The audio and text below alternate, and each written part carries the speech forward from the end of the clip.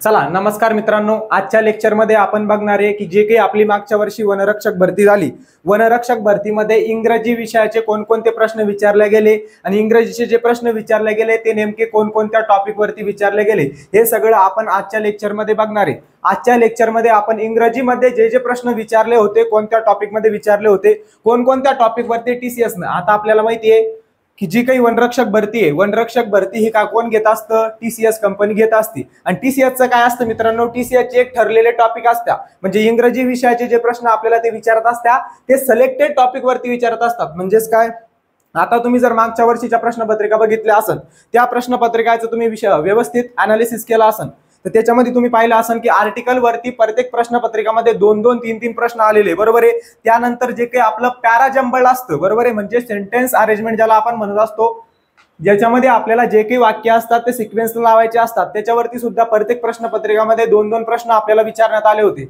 बरोबर आहे। त्याचबरोबर आपले जे काही सिनॉनिम्स असतात, म्हणजे समानार्थी शब्द, विरुद्धार्थी शब्द, यावरती काय केलं TCS न वेगवेगळ्या त्यांची जी काही मागची वनरक्षक भरती झाली त्या वनरक्षक भरतीमध्ये प्रश्न विचारले होते, बरोबर आहे, बरोबर आहे। आजच्या लेक्चरमध्ये आपण बघणार आहे की वनरक्षक भरतीमध्ये आपला जो सगळ्यात महत्त्वाचा विषय असतो तो म्हणजे इंग्रजी विषय।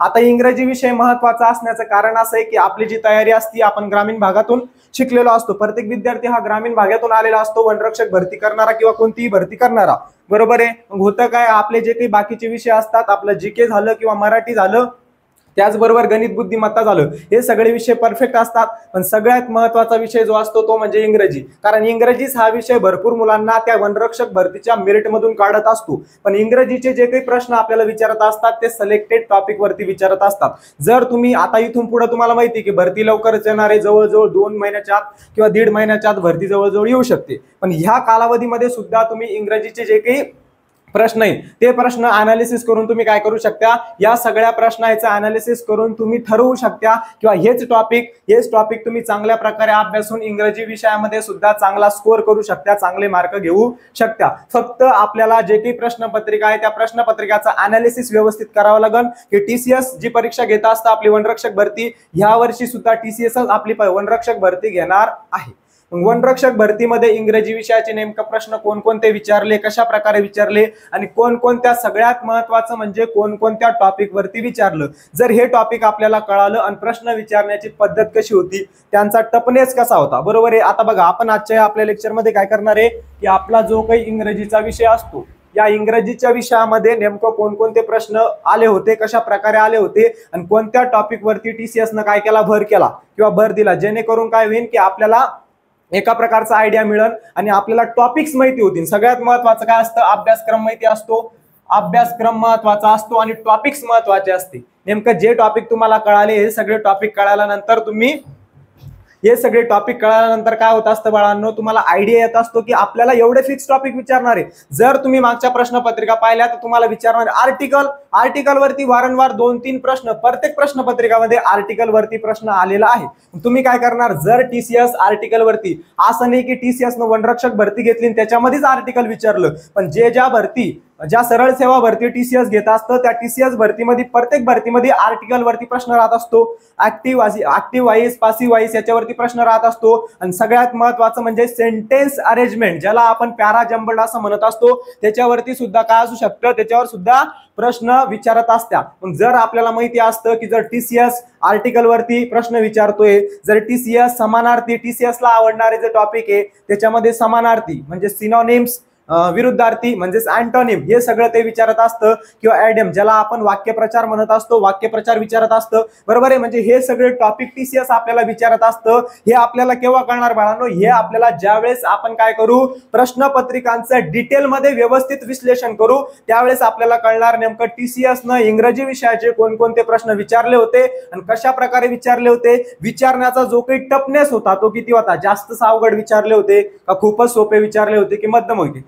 जर आपण वनरक्षक भरतीचे व्यवस्थित प्रश्नपत्रिकांचं अनालिसिस केलं तर तुम्हाला कळेल की वनरक्षक भरतीमध्ये जास्त अवघड प्रश्न इंग्रजीचे विचारलेले नव्हते, एकदम मध्यम स्वरूपाचे, आपण त्याला सोपे म्हणलं तरी चालेल। फक्त होतं काय मित्रांनो की आपलं काय असतं, इंग्रजीची भीती असती, इंग्रजीबद्दल तुम्ही स्वतःच्या मनामध्ये न्यूनगंड निर्माण केलेला असतो की बाबा मला इंग्रजी जमत नाही, इंग्रजी येत नाही, इंग्रजीचं काही कळत नाही आणि इंग्रजीचा आणि माझा लहानपणापासून काय 36चा आकडा आहे. आपण ग्रामीण भागामध्ये शिकलेलो असतो लहानपणापासून, आपल्याला इंग्रजीची तेवढी सवय नसती, त्याच्यामुळे आपल्याला ते वाटत असतं. पण तुम्ही इंग्रजीचा जर व्यवस्थित अभ्यास केला, मन लावून अभ्यास केला आणि सगळ्यात महत्त्वाचं म्हणजे PYQ धरून अभ्यास केला, म्हणजे जे प्रश्न अगोदर विचारलेले होते इंग्रजीचे त्या प्रश्नाचं डिटेलमध्ये विश्लेषण जर केलं, त्यावेळेस तुम्हाला 100% इंग्रजी विषयामध्ये चांगला स्कोर येणार आहे, एकदम चांगला स्कोर येणार आहे. आणि आपण काय करणार आहे, इंग्रजी विषयाचे जेवढे मागच्या वर्षीचे पेपर झाले होते तेवढ्या सर्व पेपरचं इंग्रजीचं अनालिसिस आपण घेणार आहे, जेणेकरून जे जे प्रश्न विचारण्यात आले होते त्याचा अनालिसिस केल्यानंतर तुम्हाला महत्त्वाचे टॉपिक कोणकोणते ते कळणार आहेत. आणि सगळ्यात महत्त्वाचं म्हणजे की इंग्रजी या विषयामध्ये काय करत असतं टीसीएस काय करत असतं, त्यांनी जे प्रश्न विचारलेले अगोदर त्यामधूनच प्रश्न जवळजवळ टाकत असतं. आता तुम्हाला एखादा काय समानार्थी शब्द विचारलेला आहे किंवा विरुद्धार्थी शब्द विचारलेला आहे, बरोबर आहे, शब्द विचारलेला आहे समानार्थी विरुद्धार्थी, मग ते काय करत असते, त्याच्या खाली 4 ऑप्शन दिलेले असते आपल्याला, की आता काहीतरी शब्द आहे, सपोज रिसीड्स हा शब्द आहे, रिसीड शब्दाचा समानार्थी शब्द आपल्याला विचारलेला असतो. मग खाली काय असतं, खाली 4 ऑप्शन दिलेले असतात, 4 ऑप्शन मधलं एखादं ऑप्शन उत्तर असतं. मग कधी कधी टीसीएस काय करतं रे, तेच ऑप्शन उचलतं आणि पुढच्या वर्षीच्या पेपरमध्ये काय करत असतं, त्या ऑप्शनवरती त्या पर्यायावरती प्रश्न तयार करत असतं. म्हणून सगळ्यात महत्त्वाचं प्रश्नपत्रिका विश्लेषण करणं गरजेचं आहे, कारण आपल्याकडे एक मात्र गोष्ट आहे की ती आहे आपल्याकडे आता सध्या, ती म्हणजे प्रश्नपत्रिका व्यवस्थित अनालिसिस केलं. जे मुलं सक्सेसफुल झालेले असतात, जे विद्यार्थी सक्सेसफुल झालेले असतात, ते एकच सांगत असतात की प्रश्नपत्रिकांचं विश्लेषण करणं खूप महत्त्वाचं असतं. मग आपण काय करणार आहे, ज्या काही आपल्या 24 शिफ्टच्या 24 प्रश्नपत्रिका झाल्या होत्या त्या सर्व आपण अनालिसिस करून घेणार आहे, जेणेकरून आपल्याला कुठंतरी थोड्याफार मार्काची इंग्रजी विषयाची मदत 100% होणार आहे.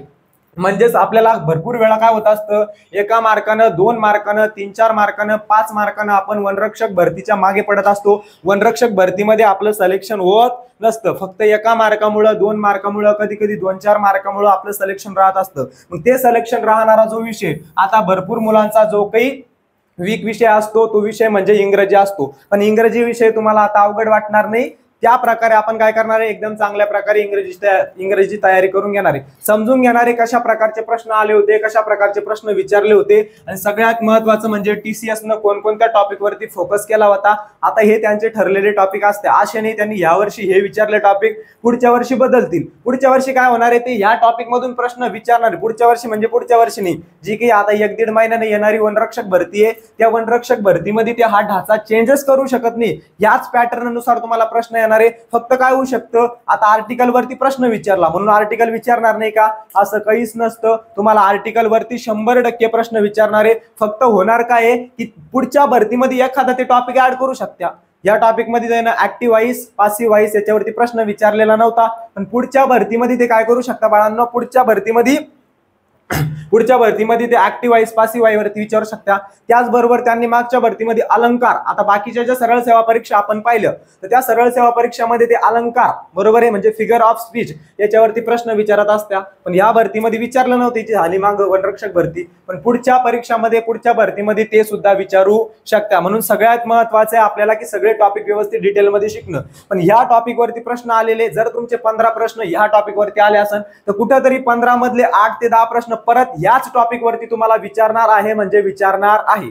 2-3 टॉपिक ऍड होऊ शकतात, त्या टॉपिकची सुद्धा आपण चांगल्या प्रकारे तयारी करून घेतोय. ओके, चला मग आता आपण सुरू करूया की कोणकोणते प्रश्न आले होते, कशा प्रकारे प्रश्न आले होते, सगळ्यात महत्त्वाचं कोणत्या टॉपिक वरती आले होते आणि त्या टॉपिकचे प्रश्न आपण कशा प्रकारे सोडवू शकतो, काय ते सगळं. इंग्रजीची भीती वाटू द्यायची नाही, इंग्रजीचे प्रश्न अतिशय सोपे असतात, खूप सोपे असतात. फक्त तुम्ही स्वतःच्या मनामध्ये न्यूनगंड निर्माण केलेला असतो की मला इंग्रजी जमत नाही असं वगैरे सगळं.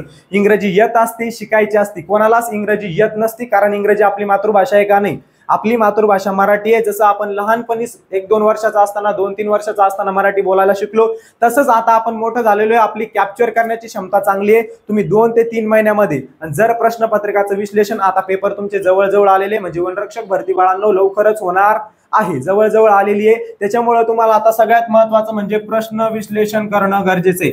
जेवढं चांगलं, जेवढं जास्त तुम्ही प्रश्न विश्लेषण करणार तेवढा जास्त तुम्हाला त्याचा फायदा होणार आहे 100%. तुम्हाला 1, 2, 4, 5 मार्काचा जरी आमच्यामुळे फायदा झाला त्याच्यामध्ये आम्ही समाधानी आहेत. ओके, म्हणजेच इंग्रजीमुळे बरेच मुलं मागे राहून जातात. 2-4 मार्क कमी जर इंग्रजीला आले तर काय होतं, त्यांचं सिलेक्शन होत नाही. त्याच्यामुळे तुम्हाला 2 मार्काचे, 5 मार्काचं, 10 मार्काचा जरी इंग्रजीचा फायदा आमच्यामुळे झाला तर त्याच्यामध्ये आम्हाला समाधान असणार आहे. चला सुरू करूया. पहिलाच प्रश्न बघा. आता वनरक्षकच्या मागच्याच भरतीमध्ये हा प्रश्न विचारलेला आहे. काय विचारलं रे? Select the most appropriate option to fill in the blank. Fill in the ब्लँकचा प्रश्न आहे. काय करायचंय? फक्त ही जी काही ब्लँक दिलेली आहे तिला फिल करायचंय. काय करायचंय? फिल दिलेलं आहे म्हणजे रिकामी जागा. जास्त अवघड नाही. मराठीमध्ये प्रश्न समजून घ्यायचा एकदा व्यवस्थित की नेमकं प्रश्नामध्ये विचारलेलं काय. एकदा तुम्हाला प्रश्नामध्ये काय विचारलेलं ते कळालं तर प्रश्न तुमचा अवघड जात नसतो, प्रश्न लगेच सुटत असतो. आता बघा काय विचारलेलं आहे. Select the most appropriate option to fill in the blank. आपल्याला फिल इन द ब्लँक करायची. प्रश्न बघा. द कार क्रॅश्ड याचा अर्थ मराठीत लावत चालायचा, कारण ज्यावेळेस आपल्याला फिल इन द ब्लँकचा प्रश्न आला सोपे सोपे शब्द पाठ करणं गरजेचं असतं. सोपे सोपे शब्द तुमचे पाठच असले पाहिजे. कमीत कमी थोडीफार इंग्रजी तुमचं वाचन. आता भरपूर मुलांचं असं असतं इंग्रजी बोलता येत नसती पण इंग्रजी काय बोललेले असते ते समजलेले असते, बरोबर आहे, किंवा समजत असती. त्याच्यावरूनच तुम्ही हे वनरक्षक भरतीचे प्रश्न सोडवू शकता. आता बघा. The car crashed. आता द कार क्रॅश्ड. आता एवढ्यावरून आपल्याला कळतं की कार काय झाली? क्रॅश झाली. क्रॅश झाली म्हणजे काय? धडकली, आदळली. मग त्याच्यानुसार याचा अर्थ लावायचा. एकदम आपल्या गावरान भाषेमध्ये मराठी भाषेमध्ये अर्थ लावायचा. चला लावा अर्थ. काय झालं? The car crashed. Car crash झाली इनटू. आता इथं जे काही प्रिपोजिशन वापरणार आहे ते प्रिपोजिशन वापरणार आहे इनटू. कोणतं? इनटू. आता इनटू का बरं वापरणार आहे म्हणजे या प्रश्नाचं उत्तर असणार आहे आपलं तिसरं उत्तर, तिसरा पर्याय. का बरं असणार आहे ते पण सांगतो बघा. आता the car crashed into the divider. बरोबर आहे. द कार क्रॅश्ड म्हणजे कार काय झाली? कार क्रॅश झाली. कार धडकली. कशाला धडकली? डिवायडरला धडकली. कशावर धडकली?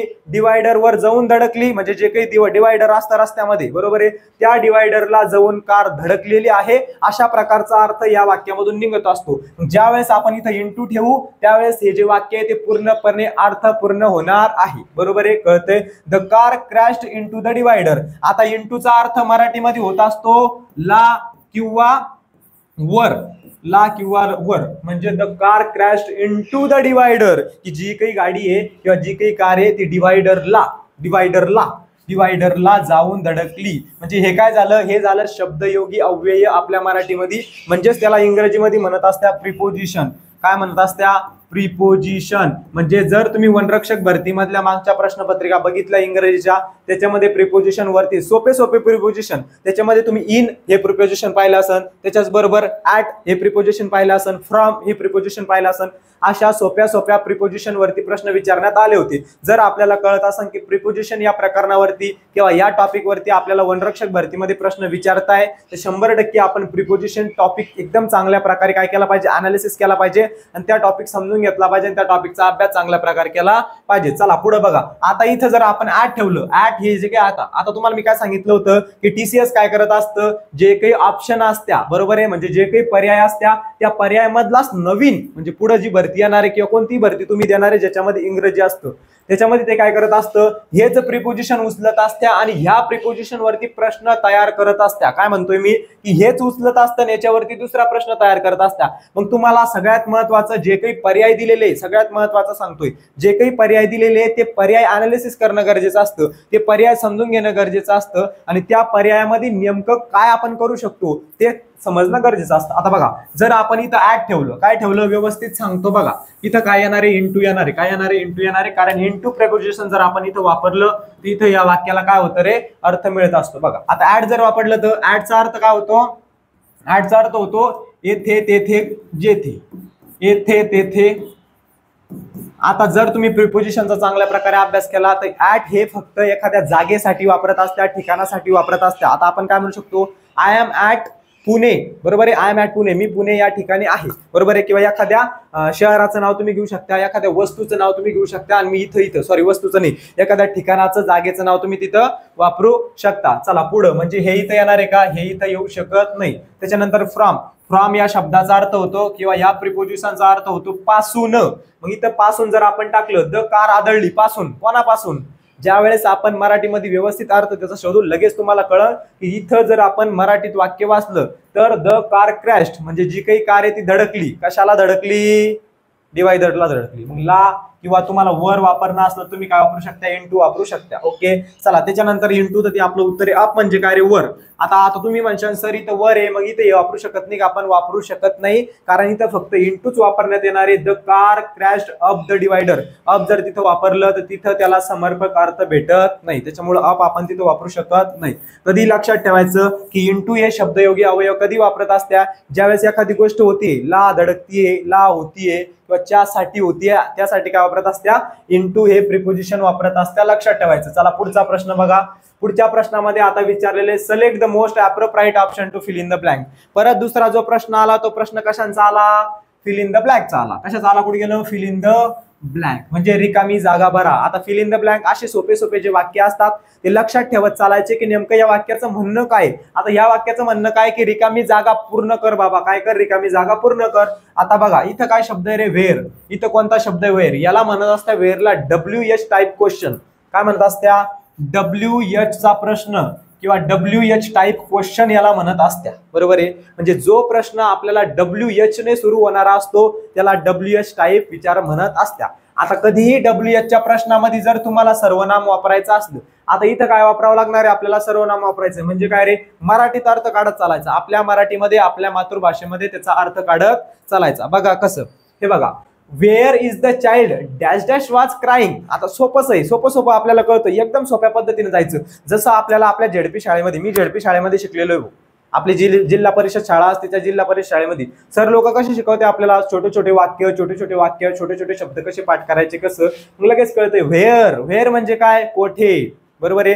लाज वाटत जायची नाही. आपल्याला वनरक्षक भरतीमध्ये सिलेक्शन घ्यायचंय आणि वनरक्षक भरतीमध्ये आपल्याला सगळ्यात मागे टाकणारा विषय म्हणजे इंग्रजी. फक्त बाकीचे विषय आपले टॉप असते. आपण इंग्रजीचा आपल्या काय करत असतो, इंग्रजीच ठरवत असतो की तुला वनरक्षक मध्ये भरती करायचंय का नाही करायचंय. म्हणून सगळ्यात महत्वाचं काय, इंग्रजी विषय. वेअर म्हणजे काय रे, वेअर म्हणजे कोठे. वेअर या शब्दाचा अर्थ काय होतो, कोठे. बरोबर आहे. Wear is the child. Wear is the child म्हणजेच काय, ते चाइल्ड कुठे. चाइल्ड म्हणजे काय रे, लहान मूल, लहान बाळ किंवा लहान मूल. आता फास्ट घेतो. फक्त आपल्याला आजच्या लेक्चरमध्ये समजून घ्यायचंय की इंग्रजीचे नेमकं कोणकोणते प्रश्न आले होते आणि कोणकोणत्या टॉपिक वरती आले होते. बाकीचे याचे जे काही प्रकार असतात किंवा इंग्रजी काय काय असतं, इंग्रजीमध्ये कोणकोणते टॉपिक येणार आहे आणि त्या टॉपिकची तयारी आपण नंतर वेगळ्या याच्यामध्ये करून घेऊ. फक्त आपल्याला आजच्या लेक्चरमध्ये काय करायचंय, प्रश्नपत्रिका विश्लेषण आपल्याला करायचं आहे. चला बघा. आता वेअर इज द चाइल्ड, ते मूल कुठे आहे, ते चाइल्ड कुठे आहे. डॅश डॅश वाज क्राईंग म्हणजे जे रडत होतं. मराठीत अर्थ बघा. हा, ते मूल कोठे आहे, जे रडत होतं. आता ते मूल कुठं आहे, जे रडत होतं. मराठी आणि इंग्रजी सगळ्यात महत्वाचं सांगतोय. तुमचं जर मराठीचं व्याकरण एकदम चांगलं असेल तर 100% त्याचा फायदा तुम्हाला इंग्रजीमध्ये सुद्धा होणार आहे. कसं सांगतो, आता बघा इथं ते आलं, ते आणि जे, हे काय रे, ते आणि जे हे सर्वनामे, ज्याला इंग्रजीमध्ये प्रोनाउन म्हणत असत्या. काय म्हणत असत्या, प्रोनाउन. म्हणजे जे आणि ते काय, हे सर्वनामे. या दोघायला म्हणत असत्या संबंधी सर्वनाम, रिलेटिव्ह प्रोनाउन. इंग्रजीमध्ये म्हणत असत्या रिलेटिव्ह प्रोनाउन. रिलेटिव्ह प्रोनाउन म्हणजेच मराठीमध्ये त्याला संबंधी सर्वनाम म्हणत असत्या. मग ज्या वेळेस आपल्याला व्हेअर, लक्षात ठेवायचं, याच्यावरती प्रश्न आला परत तर सुटलाच पाहिजे. ज्या वेळेस WH न टाईपनं, WH न वाक्य सुरू झालं, मग कधी कधी व्हेअर न सुरू होणारे, कधी कधी व्हॉट न सुरू होणारे, कधी कधी हू न सुरू होणारे, अशा प्रकारे. आणि सगळ्यात महत्वाचं त्याच्यामध्ये एक हाऊ राहतो. आता तुम्ही म्हणशाल सर हाऊ, इथं तर WH न टाईपनं सुरू होत असतो, सगळे WH न टाईपनं सुरू होत असत्या. फक्त एक हाऊ असा आहे की तो WH टाईपनं सुरू होत नसत्या. बरोबर आहे. चला बघा. आता सगळ्यात महत्वाचं लक्षात ठेवायचं, WH न जर सुरू झालं आपलं वाक्य तर काय करायचं, फक्त तिथं संबंधी सर्वनाम वापरत असत्या. काय वापरत असत्या, संबंधी सर्वनाम वापरत असत्या. म्हणजे WH टाईपचाच वापरत असत्या वर्ड, शब्द. कसं बघा, हे बघा, where is the child who, काय who, where is the child who was crying, ते छोटस बाळ कुठे, जे रडत होतं. आता हे ते आणि जे काय संबंधी सर्वनाम आहे, रिलेटिव्ह प्रोनाउन आहे. म्हणजेच काय रे, इथं काय येणार आहे, हू येणार आहे. हू येणार आहे. हू म्हणजेच काय, हू हे रिलेटिव्ह प्रोनाउन. तिथं काय येणार आहे, रिलेटिव्ह प्रोनाउन येणार आहे. कारण ते काय संबंधी सर्वनाम आहे. संबंधी सर्वनामाचं वाक्य असलं तर त्याच्यामध्ये संबंधी सर्वनामच वापरावं लागतं. म्हणजेच काय, वेअर इज द चाइल्ड, ते लहान बाळ कुठे आहे, ते लहान मूल कुठे आहे की जे रडत होतं. इथं हू ठेवल्यानंतरच वाक्याला काय येत असतो, अर्थ येत असतो. म्हणून काय करायचं, हे जे वाक्य आहे हे सगळे वाक्य तुम्ही काय करायचं, मराठीमध्ये समजून घ्यायचं. असं नाही इंग्रजी आली इंग्रजीला सगळ्यात महत्वाचं म्हणजे तुम्हाला जर मराठी व्याकरण चांगलं येत असलं तर 100% त्याचा फायदा इंग्रजीमध्ये होणार आहे म्हणजे होणार आहे. आता सर आपण इथं शी का बरं नाही ठेवू शकत, तुम्हीच ठेवून बघा. आता शीचा अर्थ तुम्हाला माहिती आहे, शी म्हणजे काय, ती. शी म्हणजे काय रे, शी म्हणजे ती. दिसतंय का व्यवस्थित का लयच खिचडी झाली? चला व्यवस्थित सांगतो, समजून सांगतो. आता नेमकं शी म्हणजे काय, शीचा अर्थ होता असतो ती. काय होता असतो, ती. ओके, मग बघा, वेअर इज द चाइल्ड, ते लहान बाळ कुठे, ते लहान बाळ कुठे. शी वॉज क्राईंग, ते लहान बाळ कुठे, ती रडत होती. आता वाक्य काही जमलं करे, वाक्य कसं झालं, वेअर इज द चाइल्ड, ते बाळ कुठे, ती रडत होती. वाक्याला अर्थ आला का, वाक्य कुकडच्या कुकडी पळालं. म्हणून इथं शी येणार नाही, त्याच्यानंतर इट सुद्धा येणार नाही. बरोबर आहे, इट येणार नाही आणि शी सुद्धा येणार नाही. इट फक्त आपण कशासाठी वापरू शकतो, इट आपण वस्तूंसाठी वापरत असतो. इट हे प्रोनाउन आपण वस्तूंसाठी वापरत असतो, कधी बी लक्षात ठेवायचं. आणि शी हे प्रोनाउन आपण मुलीसाठी वापरत असतो. कोणासाठी, मुलीसाठी. शी मुलासाठी वापरून बघा बरं, चालन का, चालणार आहे का, चालणार नाही. शी कधीच मुलासाठी वापरत नसत्या, शी फक्त कोणासाठी वापरत असत्या, मुलींसाठी, बायांसाठी, ज्या स्त्रिया असतात त्यांच्यासाठी शी काय वापरत असत्या, हे प्रोनाउन वापरत असत्या. आता इट प्रोनाउन फक्त वस्तूसाठी वापरत असत्या. इट नाउन कोणता आहे, इथं नाउन काय रे, चाइल्ड आहे. चाइल्ड विषयी बोललं का नाही, मुलाविषयी. मग मुलगा काय आहे, मुलगा वस्तू आहे का, मुलगा वस्तू आहे का, नाही. त्याच्यामुळे इथं काय वापरणार नाही, इथं इट वापरणार नाही. आता उरलं फक्त हु आणि उरलं विच. हु उरला आणि विच उरला, हे दोघं बी संबंधी सर्वनाम आहे. सगळ्यात महत्वाचं समजून घ्या, ज्याची सुरुवात WH न होत असते ते काय असतं, संबंधी सर्वनाम असतं, म्हणजे रिलेटिव्ह प्रोनाउन असतं. मग इथं हु आणि विच याच्या जागी सर तुम्ही हुच का बरं वापरलं, बघा. आता जर आपण इथं विच ठेवलं, बरोबर आहे, wear is the child which was crying, ते बाळ कुठे जे रडत होतं. बरोबर आहे, इथे त्या अर्थ लागू शकतो. फक्त लक्षात ठेवायचं की विच हे जे काही सर्वनाम आहे ते वस्तूंसाठी वापरत असत्या. कशासाठी, वस्तूंसाठी. जसं इट वस्तूंसाठी वापरत असत्या तसं विच सुद्धा वस्तूंसाठी वापरत असत्या. तुम्ही म्हणत का कोणता, विच या शब्दाचा अर्थ काय होतो, कोणता. एकदम साध्या भाषेमध्ये मराठीत समजून घ्यायचं. आता विचचा अर्थ काय होतो, कोणता. बरोबर आहे, ते बाळ कुठे, कोणता. कोणता फक्त आपण कलर साठी, कोणता कलर तुला आवडतो, कोणते कपडे तुला आवडत्या. बरोबर आहे, म्हणजे फक्त वस्तूंसाठी आपण विच वापरत असतो. पण इथं कशाबद्दल बोललेले, एक बाळ आहे, ते सजीव आहे, ते माणसाच्या याच्यामध्ये येतं, त्याच्यामुळे त्याच्यासाठी काय वापरता येणार आहे, हु. हु म्हणजे काय रे, कोण. आणि कोण हे प्रोनाउन कोणासाठी वापरत्या, फक्त आणि फक्त सजीव लोकांसाठी, म्हणजे माणसांसाठी. माणसामध्ये सगळे आले, मानवांसाठी वापरत असत्या. चला पुढचा प्रश्न बघा. पुढच्या प्रश्नामध्ये select the most appropriate meaning of the given proverb. आता तुम्हाला भरपूर परीक्षांमध्ये जेवढ्या सगळ्या प्रश्नपत्रिका आपण पाहिल्या, तेवढ्या सगळ्या प्रश्नपत्रिकामध्ये प्रोवर्ब आलं. सगळ्यात महत्वाचं आपल्याला आता माहिती आहे की प्रोवर्ब आपल्याला येणारे. मग सगळ्यात महत्वाचं प्रोवर्बचा अर्थ व्यवस्थित समजून घ्यायचा. आता ज्या वेळेस बी तुम्हाला कोणत्याही परीक्षेमध्ये प्रोवर्ब विचारलं त्याचा अर्थ असतो म्हण. जशा मराठीमध्ये म्हणी असत्या तसाच इंग्रजीमध्ये म्हणी असतात. काय असते अरे, म्हण. प्रोवर्ब म्हणजे काय, प्रोवर्ब म्हणजे म्हण. जसं असतं नाही का, अति तेथे माती. बरोबर आहे, नाचता येईना अंगण वाकडे, अशा ज्या म्हणी असतात. बरोबर आहे, त्या म्हणी इंग्रजीमध्ये सुद्धा असतात. फक्त आपल्याला त्याचा अर्थ व्यवस्थित समजून घ्यायचा असतो. आता आपल्याला माहितीये प्रोवर्ब वरती प्रश्न आला, प्रोवर्ब दिलेली आहे खाली, काय दिलेली आहे, म्हण. आता बघा, don't put all your eggs in one basket. आता सोपी इंग्रजी आपल्याला येत असती. बरोबर आहे, आता आपण एवढे मोठे झालो, कुठेतरी आपण काय केलं असतं रे, आतापर्यंत आपण काय केलं असतं, थोडीफार इंग्रजी तरी शिकलीच असन, कमीत कमी आपल्याला इंग्रजी वाचता तरी येत असन. वाचताही नसली येत किंवा काहीच जमत नसलं इंग्रजी मधलं तरी टेन्शन घ्यायचं नाही. आता रियालिटी आपल्याला 15 पैकी 15 क्वेश्चन सोडवता येणार आहे का, त्याच्यामधून सोडवता येणार आहे का, म्हणजे सोडवता येणार आहे. फक्त जर आपण चांगल्या प्रकारे काय केलं, तयारी केली, इंग्रजीचे 100% सोडवता येणार आहे म्हणजे आहे. आता तुमच्याकडे इथून पुढे सुद्धा 2-3 महिने आहे परीक्षेसाठी. तुम्ही फक्त वनरक्षक भरतीमध्ये जे झालेले सगळ्यात महत्वाचे PYQ असतं. मी नाही सांगत, सगळे लोक सांगत असत्या, जे काही सक्सेसफुल लोक झालेले असते ते सगळे सांगत असत्या की बाबा इंग्रजी विषयाचे PYQ खूप महत्वाचे. तुम्ही MPSC चे पोरं पहा, MPSC चे पोरं काय सांगत्या, PYQ. सगळ्यात महत्वाचं काय, PYQ म्हणजेच काय, जे झालेले प्रश्न स्पष्टीकरण.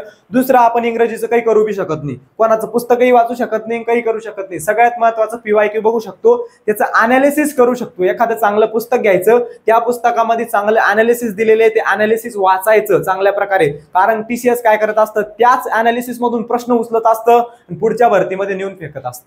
हे सगळं आपल्याला व्यवस्थित कळालं पाहिजे. आता बघा हे प्रश्न बघा, प्रोवर्ब म्हण दिलेली आहे, म्हणीचा प्रश्न आला.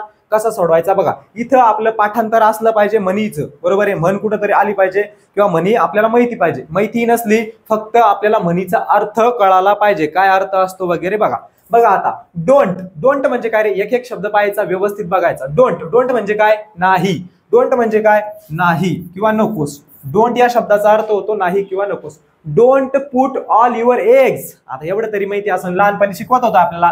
एग्स म्हणजे अंडे, एग्स म्हणजे अंडे शिकवत होते की नाही, शिकवत होते, बरोबर आहे. Don't put all your eggs, की तुमचे सर्व अंडे, समजून घ्या, हसू नका कोणी. Don't put all your eggs in one basket. म्हणजेच काय रे, की तुमचे जेवढे, याचा अर्थ काय होतो बघा, तुमचे जेवढे अंडे किंवा तुमच्याकडे जेवढे सगळे काही अंडे एग्स आहे ते एका बास्केटमध्ये ठेवू नका, एका बास्केटमध्ये ठेवू नका. आपण एखाद्या दुकानात गेलो, किराणा दुकानामध्ये, त्याच्यामध्ये जर आपण एखाद्या दिवशी तुमचं मन झालं की आपल्याला आता अंडे खायचे, बरोबर आहे, तर अंडे खायसाठी तो जो दुकानदार अंडे काढून देतो, तो कशामधून देतो रे, त्या बास्केटमधून देतो. असं एक बास्केट असतं, त्या बास्केटमध्ये अंडे ठेवलेले असतात. मग या म्हणीचा अर्थ काय आहे, की तुमचे सगळे अंडे एका बास्केटमध्ये ठेवू नका. आता प्रश्न काय विचारला बघा, select the most appropriate meaning. Appropriate meaning म्हणलं तर काय म्हणायचं, समानार्थी. बाकीचं सगळं टेन्शन घेत बसायचं नाही.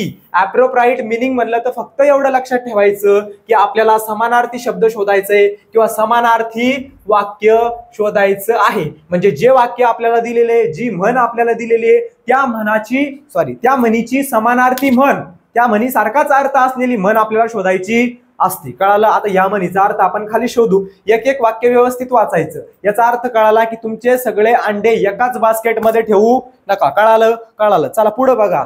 आता आपण 4 ऑप्शन मधलं कोणतं असं ऑप्शन आहे की ज्याचं उत्तर किंवा जे काही म्हण आहे, ज्याचा काही अर्थ आहे, तो या म्हणी सोबत काय होतो, मॅच होतो. ओके, चला बघा शेवटून जाऊया. Don't ask anyone for help. चौथा जे काही प्रकार आहे, चौथ्या ऑप्शनचा जे काय अर्थ आहे तो काय होतो, डोंट आस्क, कोणालाही विचारू नका. एनीवन फॉर हेल्प म्हणजेच काय रे, कोणालाही मदत मागू नका. याचा अर्थ होतो कोणालाही मदत मागू नका. कोणालाही मदत मागू नका. शेवटचं जे काही ऑप्शन आहे बाळांनो आपलं चौथं, त्याचा अर्थ काय होतो, त्याचा अर्थ होतो कोणालाही मदत मागू नका. आता मला एक सांगा, जी आपली म्हण दिलेली आहे तिचा अर्थ काय होतो, की एकाच बास्केटमध्ये सगळे अंडे ठेवू नका असा अर्थ होतो. मग याचा आणि याचा तुम्हाला कुठे काही संबंध दिसतोय का रे, दिसतोय का? आता याचा अर्थ काय, कोणालाही मदत मागू नका, आणि त्याचा अर्थ काय, तुमचे सगळे अंडे एकाच बास्केटमध्ये ठेवू नका. याचा याचा काही संबंध आहे का, समानार्थी घेते, एकाच अर्थाचे का, नाही, कुठंतरी एकाच अर्थ आला पाहिजे त्याचा, म्हणून हे आपलं उत्तर असणार आहे का, हे आपलं उत्तर नाही. चला पुढं. Don't keep your food uncovered. आता सोपे शब्द असतात, सोपे शब्द आपले पाठ असतात, आणि प्रश्न वाचल्यानंतर, वाक्य वाचल्यानंतर थोडा तरी अर्थ आपल्याला समजत असतो, थोडा तरी समजलाच पाहिजे अर्थ आपल्याला. कारण या अर्थावरून काय करायचं, डायरेक्ट ते जे आपल्याला प्रश्न असतं किंवा ते जे ऑप्शन असतं त्या ऑप्शनला काय करायचं, त्या ऑप्शनला मराठीमध्ये ट्रान्सलेट करायचं, स्वतःच्या मनामध्ये करायचं. हा आता काय गड्या, don't keep your food uncovered, तुमचं अन्न, बरोबर आहे, तुमचं अन्न उघडं ठेवू नका. याचा अर्थ काय होतं, अनकवर्ड, लगेच कळतं.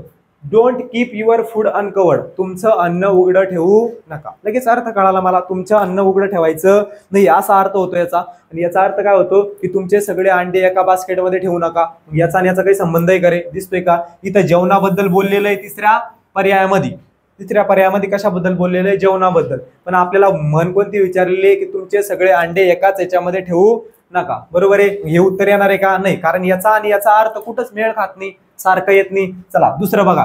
Don't talk to everyone. Don't talk म्हणजे काय रे, टॉक म्हणजे काय, सोपे शब्द असतात, सोपे जे काही वर्ब असतात, क्रियापद असतात, त्या क्रियापदाला काय करायचं, त्या क्रियापदाला अंडरलाईन करायची वाटलं असतं, आणि त्या क्रियापदाचा अर्थ समजून घ्यायचा. टॉक म्हणजे काय, टॉक म्हणजे बोलणे, TALK. लहानपणी आपण शब्द पाठ करत होतो रोज, TALK, टॉक म्हणजे बोलणे, स्पीक म्हणजे बोलणे. हेच आपल्याला कळायला पाहिजे की नेमकं आपल्याला ह्या प्रश्नामध्ये समजून काय घ्यायचंय. आपल्याला इंग्रजी येत नसली तरी टेन्शन घ्यायचं नाहीये, फक्त इंग्रजीमध्ये असं काय करू शकतो आपण की जेणेकरून आपले प्रश्न बरोबर आले पाहिजे. फक्त जे कीवर्ड्स असत्या की ज्याच्यावरून आपण पूर्ण वाक्याचा अर्थ काढू शकतो तेवढे लक्षात ठेवायचे फक्त. ओके चला. डोंट टॉक, मिटवून घेतो परत, तुम्हाला सगळी खिचडी वाटत. आता हे दोन्ही आपण पाहिले की हे दोन्ही आपले उत्तर नाही. दुसरं बघा.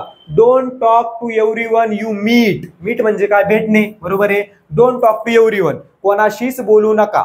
किंवा प्रत्येकाशी बोलू नका ज्याला तुम्ही भेट देता, ज्याला तुम्ही भेटता, म्हणजे ज्याच्यासोबत तुम्ही भेटता त्याला प्रत्येकाला बोलू नका, त्याच्या प्रत्येकासोबत बोलू नका, असा दुसऱ्या पर्यायाचा अर्थ होतो. आता मला सांगा दुसऱ्याचा आणि पहिल्याचा, म्हणजे पहिल्याचा म्हणजेच काय रे, जी काही आपल्याला म्हण दिलेली आहे त्या म्हणीचा आणि दुसऱ्याचा काही संबंध आहे का? संबंधच दिसत नाही. याचा अर्थ काय होतो? याचा अर्थ काय होतो? Don't talk to everyone you meet, म्हणजे तुम्ही ज्याला ज्याला भेटत्या त्याच्यासोबत बोलू नका. याचा आणि त्याचा कुठंच कोणता संबंध दिसतोय का? संबंध दिसत नाही, कारण इथे सांगितलेले don't put your all eggs in one basket, तुमचे सगळे अंडे एका बास्केटमध्ये ठेवू नका. याचा आणि त्याचा काहीच अर्थ दिसत नाही बाबा. आता पहिला ऑप्शन पहा, पहिला पर्याय बघा, don't risk everything in one business. काय सांगितलं? Don't risk everything in one business. आता कळाल तुम्हाला. डोंट रिस्क, रिस्क कळतो का नाही? रिस्क, बरोबर आहे. रिस्क लेना पसंद आहे, आपण काय म्हणतो? रिस्क लेना पसंद आहे. डोंट रिस्क, रिस्क घेऊ नका. कोणती रिस्क घेऊ नका? Everything in one business. आता कळालं. आता बघा याचा अर्थ बघा, बिझनेस असे सोपे सोपे शब्द असतात की त्याचा अर्थ आपल्याला माहित असतो. Don't risk everything in one business, की तुम्ही रिस्क घेऊ नका, एकाच बिझनेसमध्ये सगळी रिस्क घेऊ नका. म्हणजेच असं की एकाच बिझनेसमध्ये सगळी गुंतवणूक करू नका, एकाच बिझनेसमध्ये सगळी गुंतवणूक करू नका. समजला का याचा अर्थ? आता पहिल्या पर्यायाचा अर्थ बघा की एकाच बिझनेसमध्ये सगळी गुंतवणूक करू नका. मग आता तुम्हाला कळालं असेल की आपल्या म्हणीचा अर्थ काय होता रे? आपल्या म्हणीचा अर्थ काय होता? एकाच बास्केटमध्ये सगळे अंडे ठेवू नका. तसं एकाच बिझनेसमध्ये तुमचे सगळे पैसे गुंतवणूक करू नका. कळालं? कळालं. आता इतकं सोपं असतं, फक्त तुम्ही त्याला अवघड बनवत असत्या, अवघड समजून घेत असत्या. लय सोपे सोपे प्रश्न असत्या, फक्त प्रश्नाचा अर्थ मराठीत समजून घ्यायचा. लाज वाटू द्यायची नाही. मराठी आपली मातृभाषा आहे, मातृभूमी आहे, त्याच्यामुळे मराठीची लाज वाटू द्यायची नाही. हीच मराठी तुम्हाला काय करणार आहे? आपल्या वनरक्षक भरतीमध्ये संरक्षण देणार आहे. वनरक्षक भरतीची मदत तुम्हाला इंग्रजीमध्ये 100% होणार आहे, म्हणजे होणार आहे. फक्त ट्रान्सलेशनचा फरक आहे. तिकडे तुम्ही मराठीमध्ये सर्वनाम शिकले, सर्वनाम इकडे बी ज्याला प्रोनाउन म्हणत्या, तिथं तुम्ही नाउन शिकले, नाम ते इथं सुद्धा आहे, बरोबर आहे. तिथं तुम्ही ऍडजेक्टिव्ह शिकले, इथं सुद्धा आहे, बरोबर आहे. तिकडे तुम्ही उपपदे शिकले असन, इकडे सुद्धा आर्टिकलच्या नावामध्ये ते आहे. त्याच्यामुळे सगळ्यात महत्वाचं काय? त्याच्यामुळे सगळ्यात महत्वाचं आपल्याला काय आहे की सगळ्यात महत्वाचं आपल्याला जे झालेले प्रश्न आहे ते समजून घेणं गरजेचं आहे. ओके ओके, समजतंय आता? ओके, समजतंय का? समजतंय, समजतंय. चला चला चला चला चला चला बघा, थोडं फास्ट घेऊ. ओके, चला थोडं फास्ट घेऊ. बाकीचे जे काही डिटेल टॉपिक आहे ते आपण नंतर घेऊ. आपल्याला फक्त प्रश्न समजून घ्यायचे की प्रश्न कोणत्या प्रकारचे आले होते, काय आले होते, कशा प्रकारे आपण ते सोडवू शकतो. ओके, चला बघा आता. Select the correctly spelled sentence. सगळ्यात महत्वाचा असा प्रश्न आला करेक्ट सेंटेन्सचा. कशाचा? इररचा प्रश्न समजायचा आला. म्हणजे काय रे? 4 वाक्य दिलेले, 4 वाक्यामधले 3 वाक्य चुकलेले आहेत. म्हणजेच काय? चुकलेले आहे म्हणजे आता इथं तुम्हाला वनरक्षक भरतीमध्ये ग्रामर, जे काही ग्रामर असतात, ग्रामर मधले इरर याच्यावरती प्रश्न विचारत नसत्या. इथं फक्त काय विचारत असत्या? इथं फक्त विचारत असत्या तुम्हाला स्पेलिंग मिस्टेक. सगळ्यात महत्वाचं सांगतोय, वनरक्षक भरतीमध्ये तुम्हाला स्पेलिंग मिस्टेक फक्त आणि फक्त स्पेलिंग मिस्टेक वरती तुम्हाला वनरक्षक भरतीमध्ये इररचा प्रश्न विचारत असत्या. पण बाकीच्या तुम्ही एमपीएससी वगैरे या त्या भरती पाहिल्या त्याच्यामध्ये तुम्हाला डायरेक्ट सेंटेन्स इरर असतं. सेंटेन्स इरर म्हणजे काय रे? डायरेक्ट एखादा शब्द चुकीचा दिलेला आहे किंवा एखादं वाक्य चुकीचं दिलेलं आहे. भूतकाळाचं वाक्य वापरायचं होतं पण तिथं कोणतं वापरलं? तिथं तुम्ही ना भविष्य काळाचं वाक्य वापरलं. अशा प्रकारचं नसतं. सगळ्यात महत्वाचं तुमच्यासाठी चांगलंच आहे की इथं फक्त तुम्हाला जे काही तुमचे शब्दार्थ आहे ते थोडेफार पाठ असतात आणि पाठ असले पाहिजे. त्याच्यावरती तुम्ही काय करू शकता? या प्रश्नाचं उत्तर देऊ शकता. चला बघा, सोपंच आहे. पहिल्या याच्यामध्ये बघा, we lost the receipt given by the shopkeeper. आता इथं रिसिट हा शब्द आहे, हा शब्द इंग्रजीच्या कोणत्याच डिक्शनरी मध्ये तुम्हाला दिसणार नाहीये किंवा जो काही इंग्लिशकार होता ज्याने इंग्रजी काढली, इंग्रजी भाषा तयार केली, त्याच्यामध्ये त्यानं हा शब्द टाकलेला आहे. म्हणजे या शब्दाला कोणताच अर्थ नाही, या शब्दाला कोणताच अर्थ नाही, असा शब्दच नाही इंग्रजीमध्ये. समजलं? म्हणजे हा काय? हा चुकीचा शब्द आहे. हा एक चुकीचा शब्द आहे. तुम्हाला पूर्ण वाक्य चुकीचं दिलेलं नसतं, त्या वाक्यामध्ये एक चुकीचा शब्द असतो आणि तो चुकीचा शब्द कसा ओळखायचा? एकच असा महत्वाचा शब्द असतो. कधी कधी आता शॉपकीपर हा चुकीचा असू शकला असता किंवा रिसिप्ट. बाकीचे चुकीचे दिसतात का? बाकीचे वर्ब आहे, बरोबर आहे. आता गिवन वर्ब आहे, लॉस्ट वर्ब आहे, वी प्रोनाउन आहे, प्रोनाउन वगैरे हे सगळं असतं. जे एखादं नाउन आहे त्या नाउन मध्ये काय असू शकते? याच्यामध्ये त्या नाउन मध्ये याच्यामध्ये काय असू शकतं? इरर असू शकतं, काहीतरी चूक असू शकते. कळतंय? कळतंय. बघा, रिसीट. आता रिसीट काय? चुकीचा शब्द आहे. चला पुढे बघूया. उत्तर मी सगळ्यात शेवटचा ऑप्शन घेणार आहे. चला बघा, इथं हा बघा रिसीट हा सुद्धा चुकीचा आहे. RECIT हा शब्द इंग्रजीच्या शब्दकोशात म्हणजेच इंग्रजीच्या डिक्शनरीमध्ये नाहीये, म्हणून हे सुद्धा आपलं उत्तर येणार नाही, हे सुद्धा आपलं उत्तर येणार नाही. तिसरं बघा रिसिप्ट, पण रिसिप्ट याला वाचताना गंज आपल्याला रिसिप्ट वापरलं, वाचताना गंज आपल्याला वाटतंय की रिसिप्ट, पण रिसिप्ट हे स्पेलिंग नाही रिसिप्टचं, बरोबर आहे, म्हणून हे सुद्धा चुकीचे, ही सुद्धा स्पेलिंग नसणार आहे. ही स्पेलिंग असणार आहे का नाही, हे सुद्धा आपलं उत्तर नसणार आहे. मग उरला आता एकच पर्याय क्रमांक 2, आपलं एकच उरलेलं आहे आता ऑप्शन 2, मग तेच काय असणार आहे आपलं, तेच उत्तर असणार आहे. आता रिसिप्टची जी स्पेलिंग आहे ती कशी आहे, RECEIPT.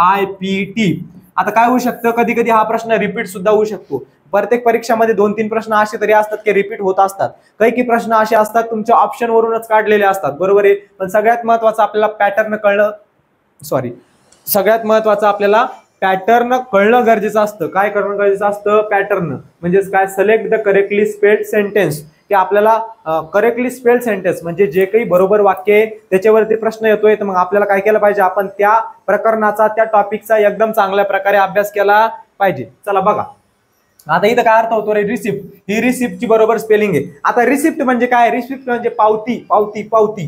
रिसिप्ट म्हणजे काय, पावती. एखाद्या हॉटेलमध्ये तुम्ही कधीतरी जेवायला गेले असाल, कधीतरी निसर्ग आम्ही दर 2 दिवसाला जातो, बरोबर आहे, पार्ट्या करतो. तुम्ही जेवायला गेले असाल एखाद्या पार्टीमध्ये किंवा कुठेही गेले असाल एखाद्या हॉटेलमध्ये, तिथे तुम्हाला रिसिप्ट दिली जाते, पावती दिली जाते, बिल दिली जाते, त्याचा अर्थ म्हणजेच काय, रिसिप्ट.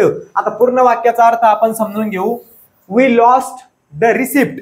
लॉस्ट म्हणजे काय, हरवणे. आम्ही ती पावती हरवली. कोणती पावती, गिवन बाय द शॉपकीपर, ज्या दुकानदाराने आम्हाला पावती दिलेली होती ती पावती आमच्याकडून हरपली, ती पावती आम्ही हरवली, असा या वाक्याचा अर्थ होत असतो. असा या वाक्याचा अर्थ होत असतो. फास्ट होत आहे, थोडं स्लो घेऊ. ओके, थोडं फास्ट होत असेल तर आपण स्लो घेऊ, कारण जेणेकरून तुम्हाला समजलं पाहिजे चांगल्या प्रकारे. कारण इंग्रजीची भीती असती, इंग्रजीची भीती वाटू द्यायची नाही. इंग्रजीचे प्रश्न व्यवस्थित अनालिसिस करायचे, समजून घ्यायचे, काय काय विचारत असतात, कोणते टॉपिक विचारत असतात. सगळ्यात महत्वाचं काय करायचं, आपलं पुस्तक घ्यायचं. म्हणजे जे काही वनरक्षकसाठी तुम्ही कोणतंही पुस्तक वापरत असाल ते पुस्तक घ्यायचं, त्या पुस्तकामधले सगळे इंग्रजीचे प्रश्न आहे. आता सपोज पहिला प्रश्न आहे तो सेंटेन्स अरेंजमेंट वरती विचारलेला आहे, मी काय करणार, सेंटेन्स अरेंजमेंट माझ्या वहीमध्ये तो टॉपिक लिहून घेणार. ओके, दुसरं आर्टिकल वरती विचारलेले, मग आर्टिकलचा टॉपिक मी माझ्या वहीमध्ये लिहून घेणार, बरोबर आहे. तिसरं मग कुठंतरी याच्यावरती सिनॉनिम वरती विचारलेले, मग मी काय करणार, तो टॉपिक माझ्या वहीमध्ये लिहून घेणार. असे टॉपिक बनवत चालायचे स्वतःचे आणि त्या टॉपिकचा एकदा चांगला अभ्यास करायचा.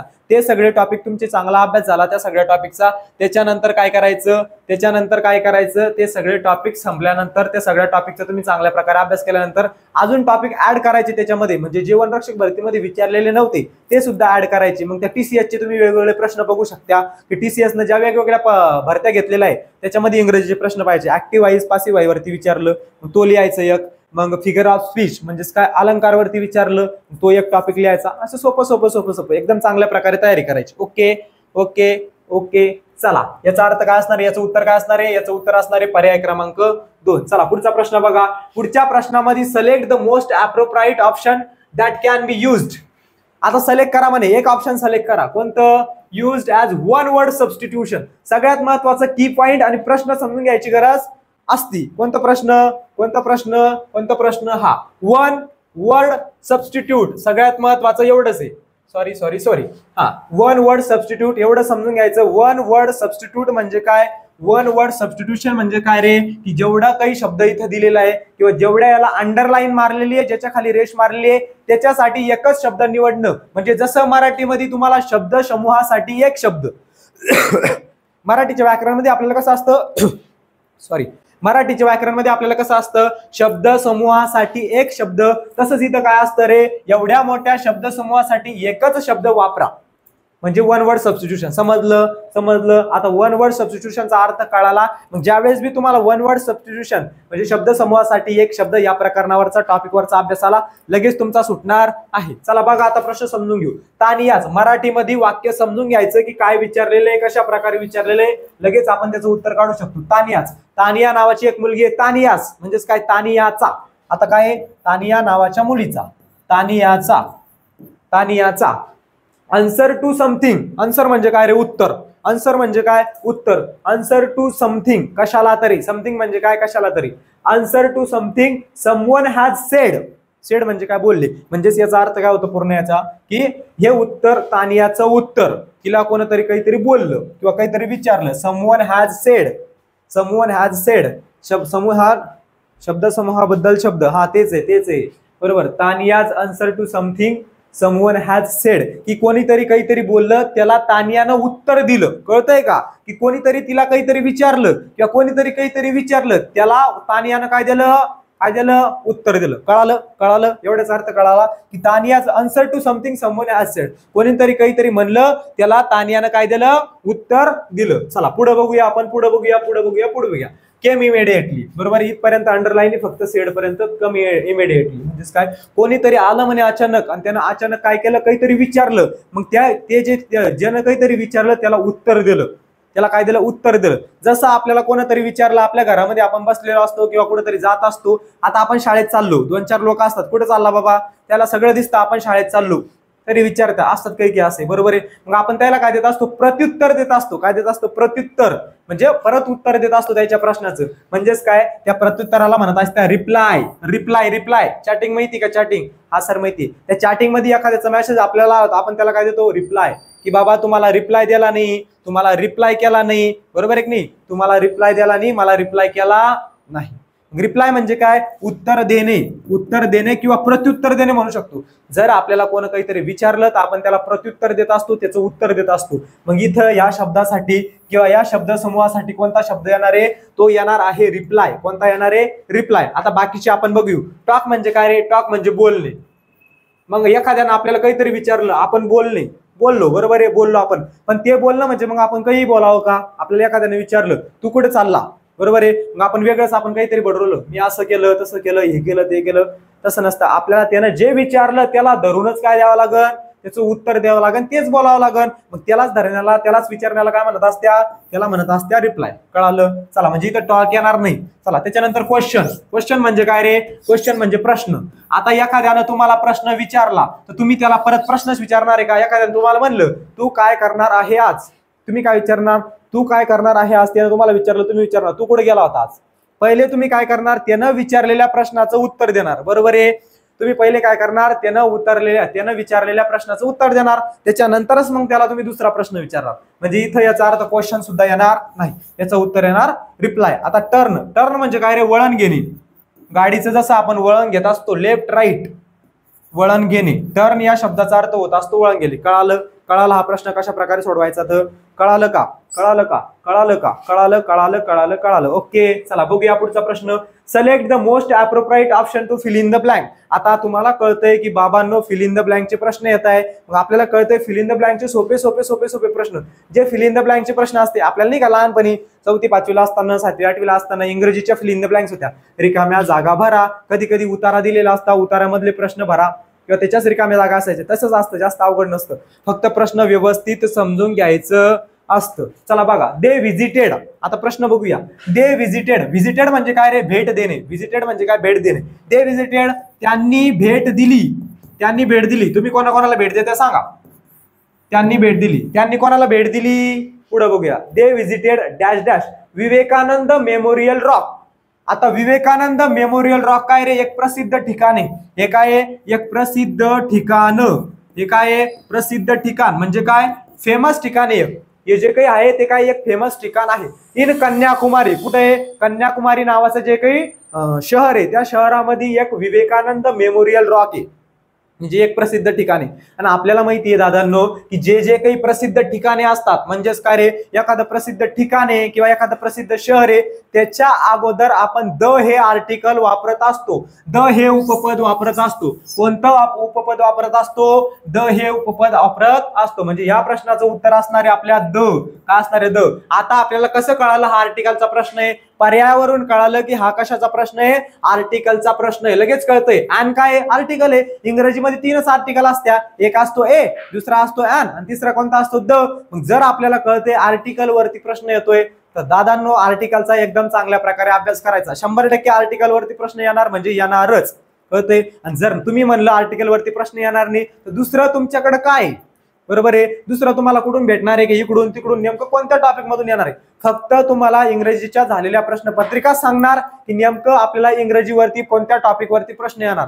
अगोदर ज्या टॉपिक वरती आलेले त्या टॉपिक वरती 100% येणार म्हणजे येणार. फक्त होणार काय, 2-3 टॉपिक ते अजून ऍड करू शकत्या, जसे की पासिव्ह व्हॉइस, ऍक्टिव्ह व्हॉइस, अलंकार, हे ते 2 टॉपिक सोडून त्यांनी प्रश्न विचारले होते, ते टॉपिक ते ऍड करू शकता. पण तुम्ही ज्या ज्या टीसीएस भरती बघितल्या त्या सगळ्या टीसीएस भरतीमध्ये आर्टिकल वरती प्रश्न आहे, समानार्थी शब्दांवरती प्रश्न आहे, विरुद्धार्थी शब्दांवरती प्रश्न आहे म्हणजे आहे. हे जर तुम्हाला कळलं त्यावेळेस 100% तुमचा इंग्रजीचा पेपर तुम्ही टॉपला मारशाल. ओके, चला बघा, ॲन म्हणजे काय रे? ॲन हे कशासाठी वापरत असते बघा, आता तुम्हाला अर्थ सांगतो मी.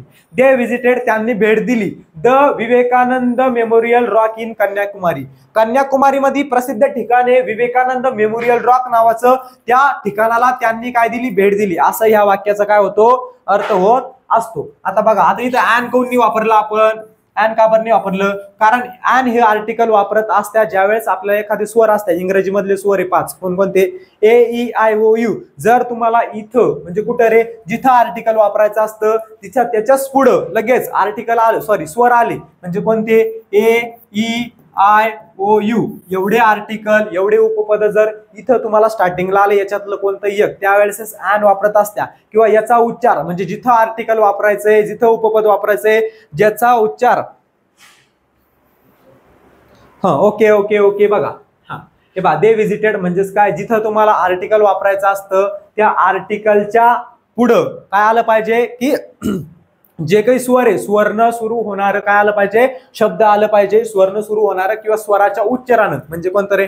ॲन. नंतर काय येऊ शकतं? युनिटी. बरोबर आहे. आता युनिटीसाठी हे वापरत असतं. सगळं तुम्हाला जे काही आर्टिकलचा टॉपिक आपण घेऊ त्या आर्टिकलच्या टॉपिक मध्ये डिटेलमध्ये सांगन. ओके, फक्त काय की ज्या वेळेस आपलं जे काही उच्चार असतो त्याचा कशासारखा आला पाहिजे? ई सारखा आला पाहिजे, ओ सारखा, ओन. बरोबर आहे. म्हणजे अशा प्रकारचे काय असतं तिथं जे काही नाऊन ते वापरलेले असतात त्याच्यासाठी ॲन वापरत असतात. आणि ए कशासाठी वापरत असतात? ए वापरत असत्या आपल्या निश्चित, ए आणि ॲन निश्चित उपपद आहे म्हणजे काउंटेबल नाऊन साठी. म्हणजे एखादीच गोष्ट असली की दे गो टू अ, बरोबर आहे, they go to the temple असं होऊ शकतं. बरोबर आहे. कधी कधी I am a very good person. बरोबर आहे. I am a very good म्हणजे एकाबद्दल बोललं तर वापरायचं. कळालं? I am a good person. किंवा she is a very honest girl, ती खूप प्रामाणिक मुलगी आहे. म्हणजे काय, एका व्यक्तीबद्दल जर बोलत असलं तर आपण काय वापरत असतो? आपण ए म्हणजेच अ हे उपपद वापरत असतो. चला पुढचा प्रश्न बघा. या प्रश्नाचं उत्तर काय असणार आहे? द.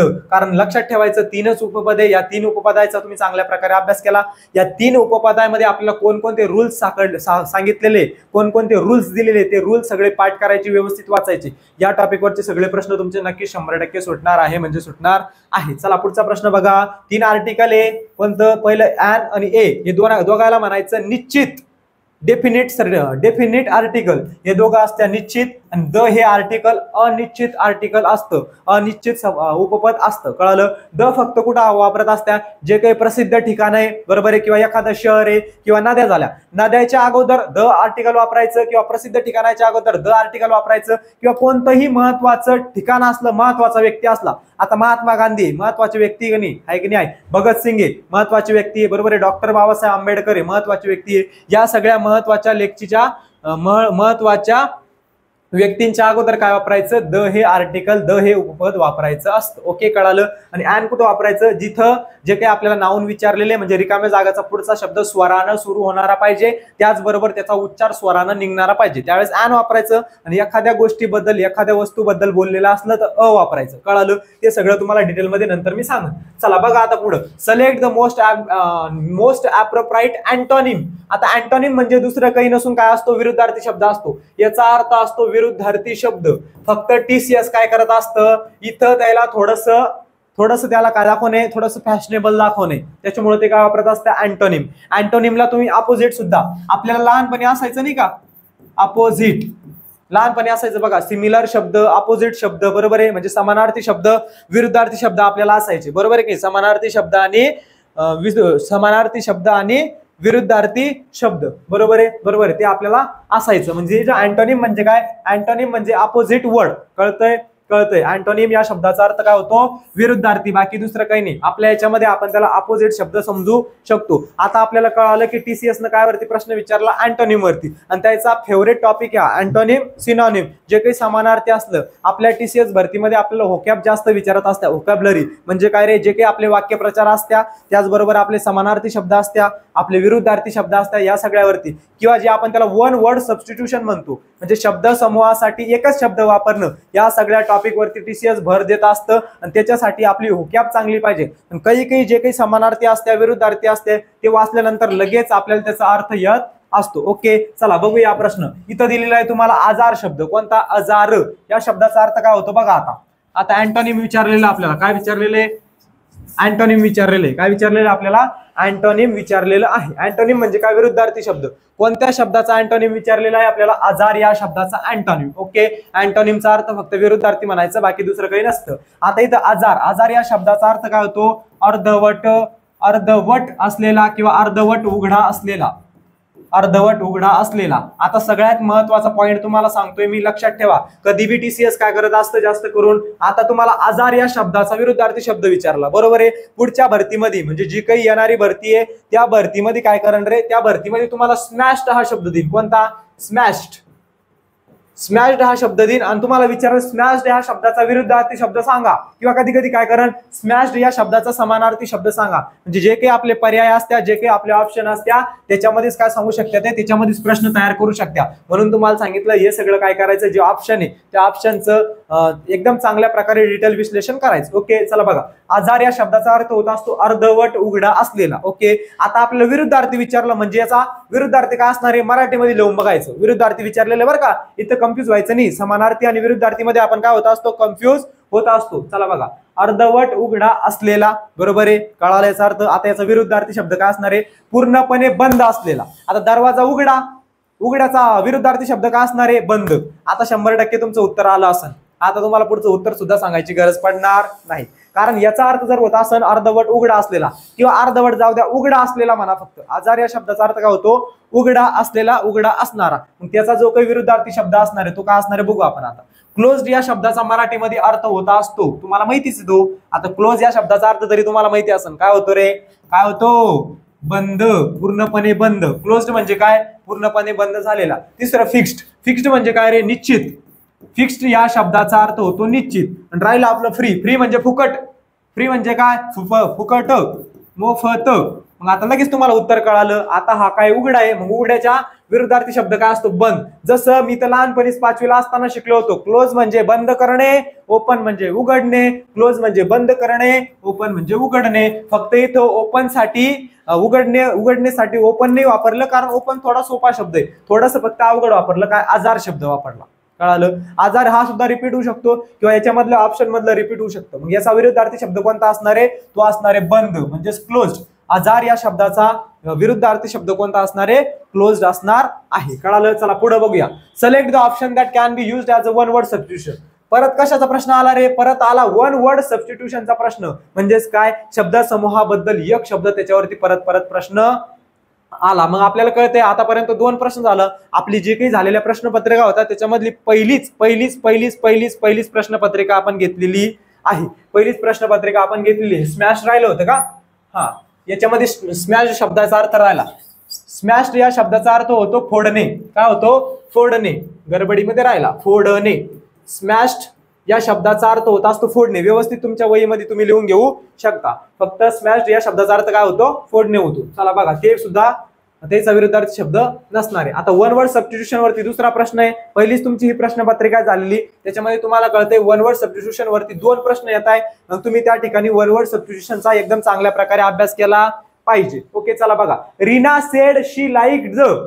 आता रीना म्हणाली, रीना नावाची मुलगी काय म्हणाली बघा. रीना सेड शी लाईक, तिला आवडतं. रीना म्हणाली शी लाईक, रीना म्हणाली तिला आवडतं. काय आवडतं? Repeated decorative design. आता फक्त काय याचा अर्थ बघा, इथं असं आहे. रिपीटेड डेकोरेटिव्ह डिझाईन म्हणजेच काय रे? रिपीट केलेलं एक डिझाईन. रिपीट केलेलं काय एक डिझाईन, म्हणजे रिपीट केलेलं कसं रे, आता असं असणार आहे, असं असणार आहे, असं असं असं काहीतरी रिपीट केलेलं, नाहीतर इकडं इकडं इकडं, जो आपण रोज रोज रोज रोज काय करत असतो, रिपीट करत असतो एखादं डिझाईन, रोज रोज रोज रोज ते डिझाईन आपण काढत असतो, बरोबर आहे. त्याला काय म्हणत असते बघा. आता पॅटर्न, पॅटर्न म्हणजे काय रे, पॅटर्न म्हणजे त्याला मराठीमध्ये म्हणत असत्या नमुना. काय म्हणत असते, नमुना. जो पॅटर्न आपण आपल्या मोबाईलला लॉक लावत असतो, मग जो पॅटर्न आहे तो पॅटर्न काय असतो, एक डेकोरेटिव्ह डिझाईन असतं, बरोबर आहे. म्हणजेच काय, पॅटर्न असे जे काही हे असतं आपला मोबाईलचा जो काही लॉक असतो, त्या लॉक वरती आपण काय करत असतो, मस्तनपैकी काय करत असतो रे, असं असं काहीतरी पॅटर्न काय करत असतो, तयार करत असतो, बरोबर आहे. म्हणजे हा काय झाला, डेकोरेटिव्ह डिझाईन. इथं डिझाईन तयार केली की नाही आपण, कोणती तरी डिझाईन तयार केली, फक्त आपल्याला एक शब्द असा सापडला पाहिजे की त्याच्यातून आपण काय करू शकतो, या प्रश्नाच्या उत्तरापर्यंत जाऊ शकतो. लगेच मला एक शब्द सापडला, डिझाईन हा शब्द, मग आपण इथं काय काढतो, कोणी असं डिझाईन काढतं, कोणी वेगळं काढतं, कोणी स्टार काढतं, ज्याच्या त्याच्या पद्धतीने आपण लॉक लावत असतो. म्हणजे या प्रश्नाचं उत्तर काय असणार आहे, या प्रश्नाचं उत्तर असणार आहे पर्याय क्रमांक 1, पॅटर्न. पॅटर्न म्हणजे नमुना. आपल्याला बाकीचे ऑप्शन समजून घेणं गरजेचं आहे, कारण या ऑप्शन मधून सुद्धा प्रश्न येऊ शकतो. फिगर म्हणजे काय रे, फिगर म्हणजे आकृती. फिगर म्हणजे काय, आकृती. कॉपी म्हणजे काय, कॉपी या शब्दाचा अर्थ तुम्हाला चांगलाच माहिती असेल, 10वीला तुम्ही न म्या सगळ्यांना कॉपी करेले, 12वीला कॉपी करेले, ती कॉपी. म्हणजेच काय रे, कॉपी म्हणजे एखाद्याची नकल करणं. कॉपी करणं म्हणजे काय, एखाद्याची नकल करणं. कळालं, कळालं, कॉपीचा अर्थ कळाला. आता कॉपीचे दोन प्रकार आहे. एक आपण चहा सारखी जी कॉफी पित असतो ती ही कॉपी असते, कोणती, COFFE. ही कॉफी म्हणजे आपण जी काही चहा सारखी पित असती त्याला ही कॉपी म्हणत असत्या. दुसरी कॉपी म्हणजे COPY, कॉपी. कॉपी म्हणजे काय, नकल करणे किंवा वही सुद्धा आपण त्याला म्हणू शकतो. चला शेवटचं बघा, शेप. शेप म्हणजे काय, आकार. शेप म्हणजे काय, आकार. या प्रश्नाचं उत्तर काय असणार आहे, या प्रश्नाचं उत्तर असणार आहे पॅटर्न, नमुना. कळालं. चला थोडंसं फास्ट घेऊ आता बाकीचे प्रश्न. आता बघा, select the correctly spelled sentence. आता पहिले सुद्धा करेक्टली स्पेल्ड सेंटेन्स म्हणजे काय आलं होतं रे, करेक्टली स्पेल्ड सेंटेन्स. पहिल्या याच्यात काय आलं होतं आपल्याला, करेक्टली स्पेल्ड सेंटेन्स आलं होतं, म्हणजे आपल्याला वाक्य बरोबर आहे का ते ओळखायचं होतं. याच्यामध्ये पण तेच करायचं, वाक्य बरोबर आहे का. बघा, अजय पिक्ड अप. आता इथं काय असणार आहे रे, जे काही वर्ब असतं ते चुकीचं नसतं, बरोबर आहे. जो एक महत्वाचा शब्द असतो किंवा मोठा शब्द असतो त्याच्यामध्येच काय असते, स्पेलिंग मिस्टेक असती. याच्यामध्ये बघा, आता Ajay picked up the heaviest bag. आता इथं कोणता शब्द आहे, HAEVIST. हेवीएस्ट ही चुकीची स्पेलिंग आहे, हेवीएस्ट या शब्दाची स्पेलिंग नाहीये. चला याच्यामध्ये बघा, शेवटच्या याच्यामध्ये सुद्धा स्पेलिंग चुकीची दिलेली आहे, HAVIEST अशी हेवीची स्पेलिंग नसते. तिसऱ्या याच्यामध्ये सुद्धा चुकीची स्पेलिंग दिलेली आहे, हेवीएस्ट या शब्दाची स्पेलिंग ती सुद्धा नसती. पण फक्त दुसरा जर प्रश्न तुम्ही व्यवस्थित पाहिला तर दुसऱ्या प्रश्नामध्ये जो काही हेवीएस्ट शब्द दिलेला आहे ती बरोबर स्पेलिंग लिहिली आहे, HEAVIEST. हेवीएस्ट. हेवीएस्ट म्हणजे काय रे, हेवी असलेला म्हणजे जास्त भारी असलेला, जास्त जड असलेला, त्याला म्हणत असते हेवीएस्ट. आता पूर्ण वाक्याचा अर्थ समजून घेऊ लगेच. बघा, अजय पिक्ड अप. अजयनं पकडलं. पिक्ड अप करणं काय म्हणजे पकडणे, घेणे. अजयने घेतलं काय, द हेवीएस्ट बॅग. म्हणजे जी काही जड असलेली बॅग आहे ती कोणा घेतली, अजयनं पिक केली, अजयनं घेतली. कळालं, सोपासा प्रश्न होता, लगेच सोडवला. पुढचा प्रश्न बघा, सगळ्यात महत्वाचा प्रश्न म्हणजे आपला पॅरा जंबलचा प्रश्न. आता या प्रश्नामध्ये काय असतं रे, या प्रश्नामध्ये आपल्याला 4 वाक्य दिलेले असतात. 4 वाक्यामध्ये आपल्याला सिक्वेन्स लावायची असते फक्त. आता आपल्याला कसं मराठीमध्ये एखादे 3-4 वाक्य दिले की पहिल्या अगोदर कोणतं वाक्य येणार, 10वीला जसं आपल्याला डायलॉग रायटिंग होती त्या प्रकारे, बरोबर आहे, किंवा सिक्वेन्सनं आपल्याला सगळे वाक्य लावायचे असतात की अगोदर जर आपण 4-5 वाक्य बोलले त्याच्यामधले अगोदर आपण कोणतं वाक्य बोलू ते. चला बघा, फॉर एक्झाम्पल. कळालं, फॉर एक्झाम्पल जर आपण एखाद्या गोष्टीविषयी बोललो त्याच्यानंतरच त्याचं उदाहरण देत असतो. जर मी एखाद्या गोष्टीबद्दल तुम्हाला बोललो त्याच्यानंतर एक्झाम्पल देणार की बाबा त्या तिकडं अशा अशा गोष्टी असतात, मग मी विचार एक उदाहरण सांगू तुला त्या गोष्टीचं, असं. बरोबर आहे, बरोबर आहे, बरोबर आहे, बरोबर आहे. मग फॉर एक्झाम्पल न वाक्य सुरू होणार आहे का, सी न वाक्य, ए न वाक्य सुरू होणार आहे का, नाही. मग अशा प्रकारचे प्रश्न सोडवताना काय करायचे, जे उत्तर येऊ शकत नाही त्याला कट करत चालायचं, त्याला बाहेर फेकत चालायचं. आता येणं उत्तर येणार नाही, बरोबर आहे, येणं उत्तर येणार आहे का रे, येणं वाक्याची सुरुवात होणार नाही, याला म्हणा तू बाजूलाच आहे. चला बी, द्यूज. आता द्यूज हे काय रे, द्यूज या शब्दानं सुद्धा वाक्याची सुरुवात कधीच होत नसते. जर तुमचं एखादं वाक्य नाऊन सुरुवात होणार, नाऊन असलं, 4 वाक्यामध्ये जर नाऊन असलं तर नाऊन वाक्याची सुरुवात होत असती, किंवा प्रोनाऊन असलं तर प्रोनाऊन वाक्याची सुरुवात होत असती. पण हे द्यूज आणि अनलेस या शब्दाने वाक्याची सुरुवात होत नसती. जर त्या वाक्यामध्ये जर नाऊन दिलेलं आहे किंवा एखादी गोष्ट बोललेली आहे त्यावेळेस काय होत असतं, त्यावेळेस त्याच शब्दांनी त्याचं वाक्याची सुरुवात होत असते. आता द्यूज या शब्दानं सुद्धा होणार नाही म्हणल्यावर बी न सुद्धा होणार नाही, मग त्याला म्हणा तू आमच्या काही कामाचा नाही, तू जाय बाजूला. मग उरले आता आपल्याकडे दोनच ऑप्शन सी. आता याच्यामधली एक टेक्निक तुम्हाला सांगतो. एखाद्या वेळेस काय जातं, जे वेगवेगळे ऑप्शन असतात ते उत्तर नसतं, सारखे सारखे ऑप्शन आपले उत्तर असतात. म्हणजे आपल्याला ते काय असतं, आपल्याला फक्त समजून घ्यायचं इथं सी न सुरू होणार आहे, इथं सी न सुरू होणार आहे, म्हणजे जे काही उत्तर असणार आहे ते सी न सुरू होणार असणार आहे.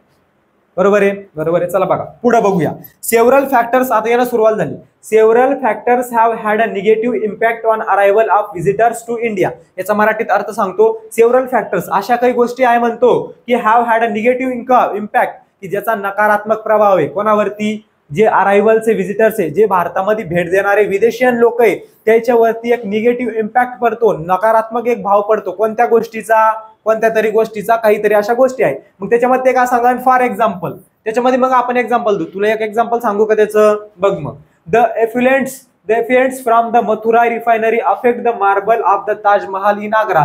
मथुरा नदी, मथुरेच्या बाजूला जी नदी आहे तिथून जे काही घाण येते, जो काही कचरा येतो, त्याचा जो काही परिणाम होतो तो ताजमहल मध्ये होतो, ताजमहलच्या एरियामध्ये होतो. तिथं म्हणजे काहीतरी घाण होत असती. बरोबर आहे. म्हणजे काय झालं रे, ताजमहल काय झालं, घाण झालं का ताजमहलचा परिसर घाण झाला, कारण तिथं काडी कचरा आला, त्या नद्यातून आला, कुठून आला, म्हणजे तिथं जे काही येणारे जास्त लोक कुठे येत असतात, ताजमहलला येत असत्या. ताजमहलला तिथं आल्यानंतर त्यांनी बघितलं की भारतामध्ये कुठेतरी काय बरोबर केर कचरा ठेवण्याची त्यांची ती ही नाही, प्रोसेस नाही. ओके चला, आता कळालं की इथं सी नंतर काय येणार आहे, सी नंतर येणार आहे, इथं सी नंतर बी, याला कट करायचं, उरलं तेच आपलं उत्तर असणार आहे. सी नंतर बी येणार नाही, सी नंतर ए येणार आहे. बरोबर आहे. आता सी नंतर डी का बरं येणार नाही सांगतो. अनादर एक्झाम्पल म्हणजे दुसरं एक्झाम्पल. अनादर म्हणजे काय, अजून एक एक्झाम्पल.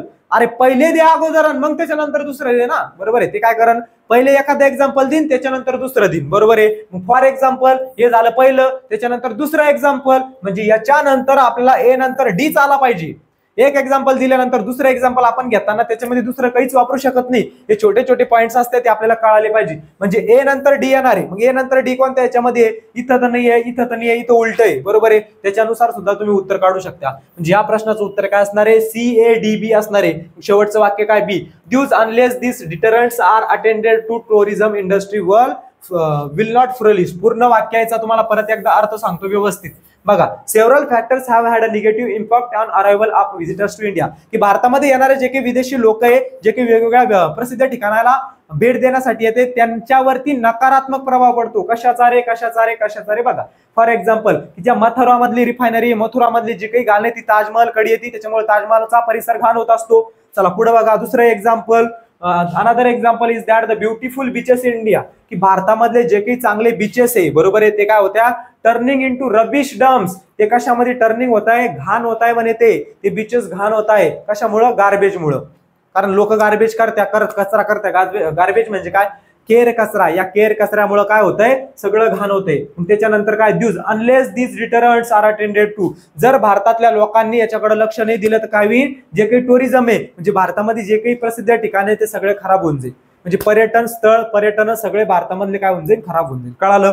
चला पुढचा प्रश्न बघा. पुढच्या प्रश्नामध्ये काय करायचंय, select the most appropriate meaning of the given idiom. Double I आलं, एडियम आलं. तिकडे म्हण होती, आता इकडे वाक्यप्रचार आहे. एडियम म्हणजे काय, एडियम म्हणजे वाक्यप्रचार. कळालं, लक्षात ठेवायचं. एडियम वरती प्रश्न आला तो वाक्यप्रचारावरती आलता. लवकर समजून घ्या. To be like a fish out of water. आता लगेच कळतंय फिश म्हणजे काय रे, फिश म्हणजे मासा. फिश म्हणजे काय, फिश म्हणजे मासा. आता माशाबद्दल बोललेलं आहे, काय बोललेलं आहे बघा. Fish, to be like a fish out of water म्हणजेच काय, एखादा मासा पाण्याबाहेर पडणं. आता एखादा मासा पाण्याबाहेर पडल्यानंतर ते खुश होणार आहे का, नाही, मरून जाणार आहे, त्याला एकदम दुःखी वाटणार आहे. बरोबर आहे. म्हणजेच याचा आपल्याला समानार्थी शब्द शोधायचा आहे. कोणत्या, या वाक्यप्रचाराचा. जसं असतं की आपल्याला कान देणे म्हणजे लक्ष देणे, बरोबर आहे, असे वाक्यप्रचार. तसे सेम वाक्यप्रचार इथं सुद्धा आहे.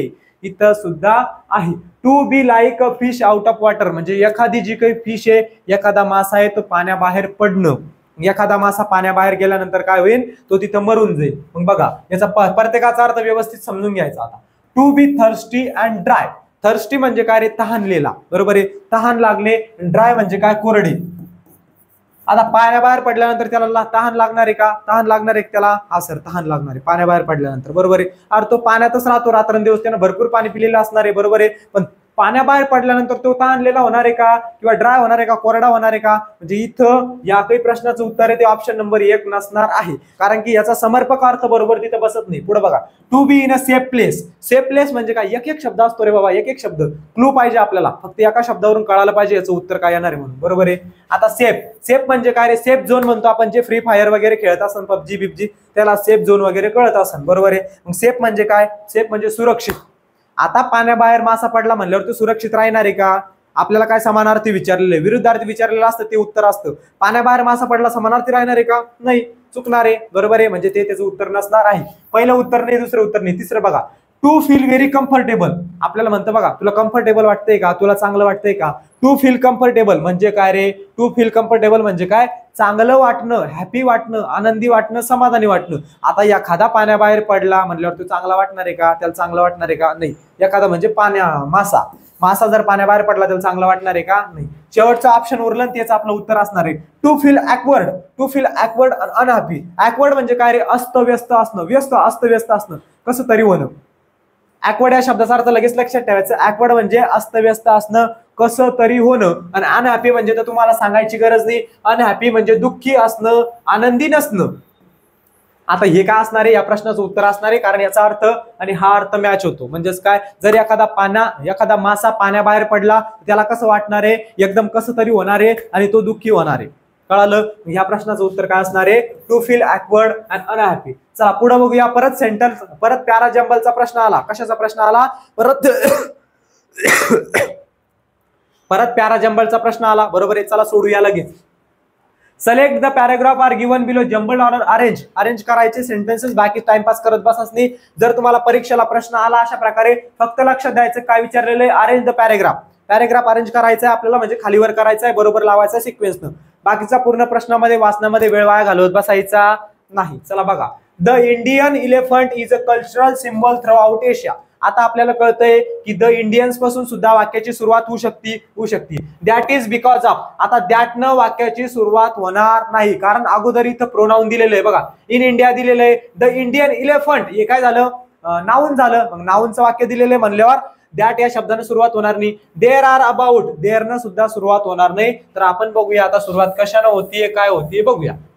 चला, सगळ्या ठिकाणी तुम्हाला इथं ए दिलेलं आहे, इथं ए, इथं ए, इथं सुद्धा ए. सगळ्या ठिकाणी काय ए हे ऑप्शन आहे म्हणल्यावर ए या वाक्याने सुरुवात होणार आहे. आपल्यासाठी अजून सोपं करून दिलं त्यांनी. बघा, the Indian elephants is a cultural symbol throughout Asia. की आपल्या एशिया खंडामधला जो काही हत्ती आहे, एशिया खंडाचं कल्चरल म्हणजे सांस्कृतिक सिम्बॉल काय आहे? हत्ती आहे. बरोबर आहे.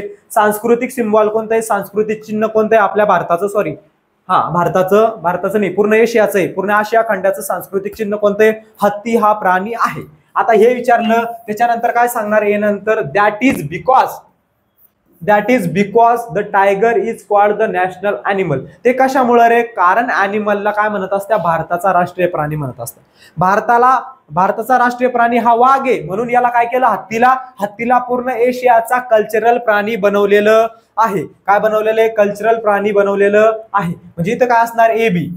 काय असणार आहे? ए आणि बी. ए आणि बी न स्टार्टिंग होणार, ए न स्टार्टिंग, त्याच्यानंतर बी वाक्य येणार आहे. कळालं? त्याच्यानंतर पुढं, in India it has been chosen as the national heritage animal. काय सांगितलं? की त्याच्यानंतर हत्तीबद्दल बोललं, हत्तीनंतर बोललं वाघाबद्दल, त्याच्यानंतर बोललं परत हत्तीबद्दल. इन इंडिया, भारतामध्ये it has been chosen as national heritage animal. National heritage animal म्हणजे जो काही जागतिक वारसा अॅनिमल आहे, म्हणजे आपला राष्ट्रीय वारसा अॅनिमल, भारताचा राष्ट्रीय वारसा अॅनिमल म्हणजे राष्ट्रीय वारसा प्राणी कोणता आहे? तो आहे हत्ती.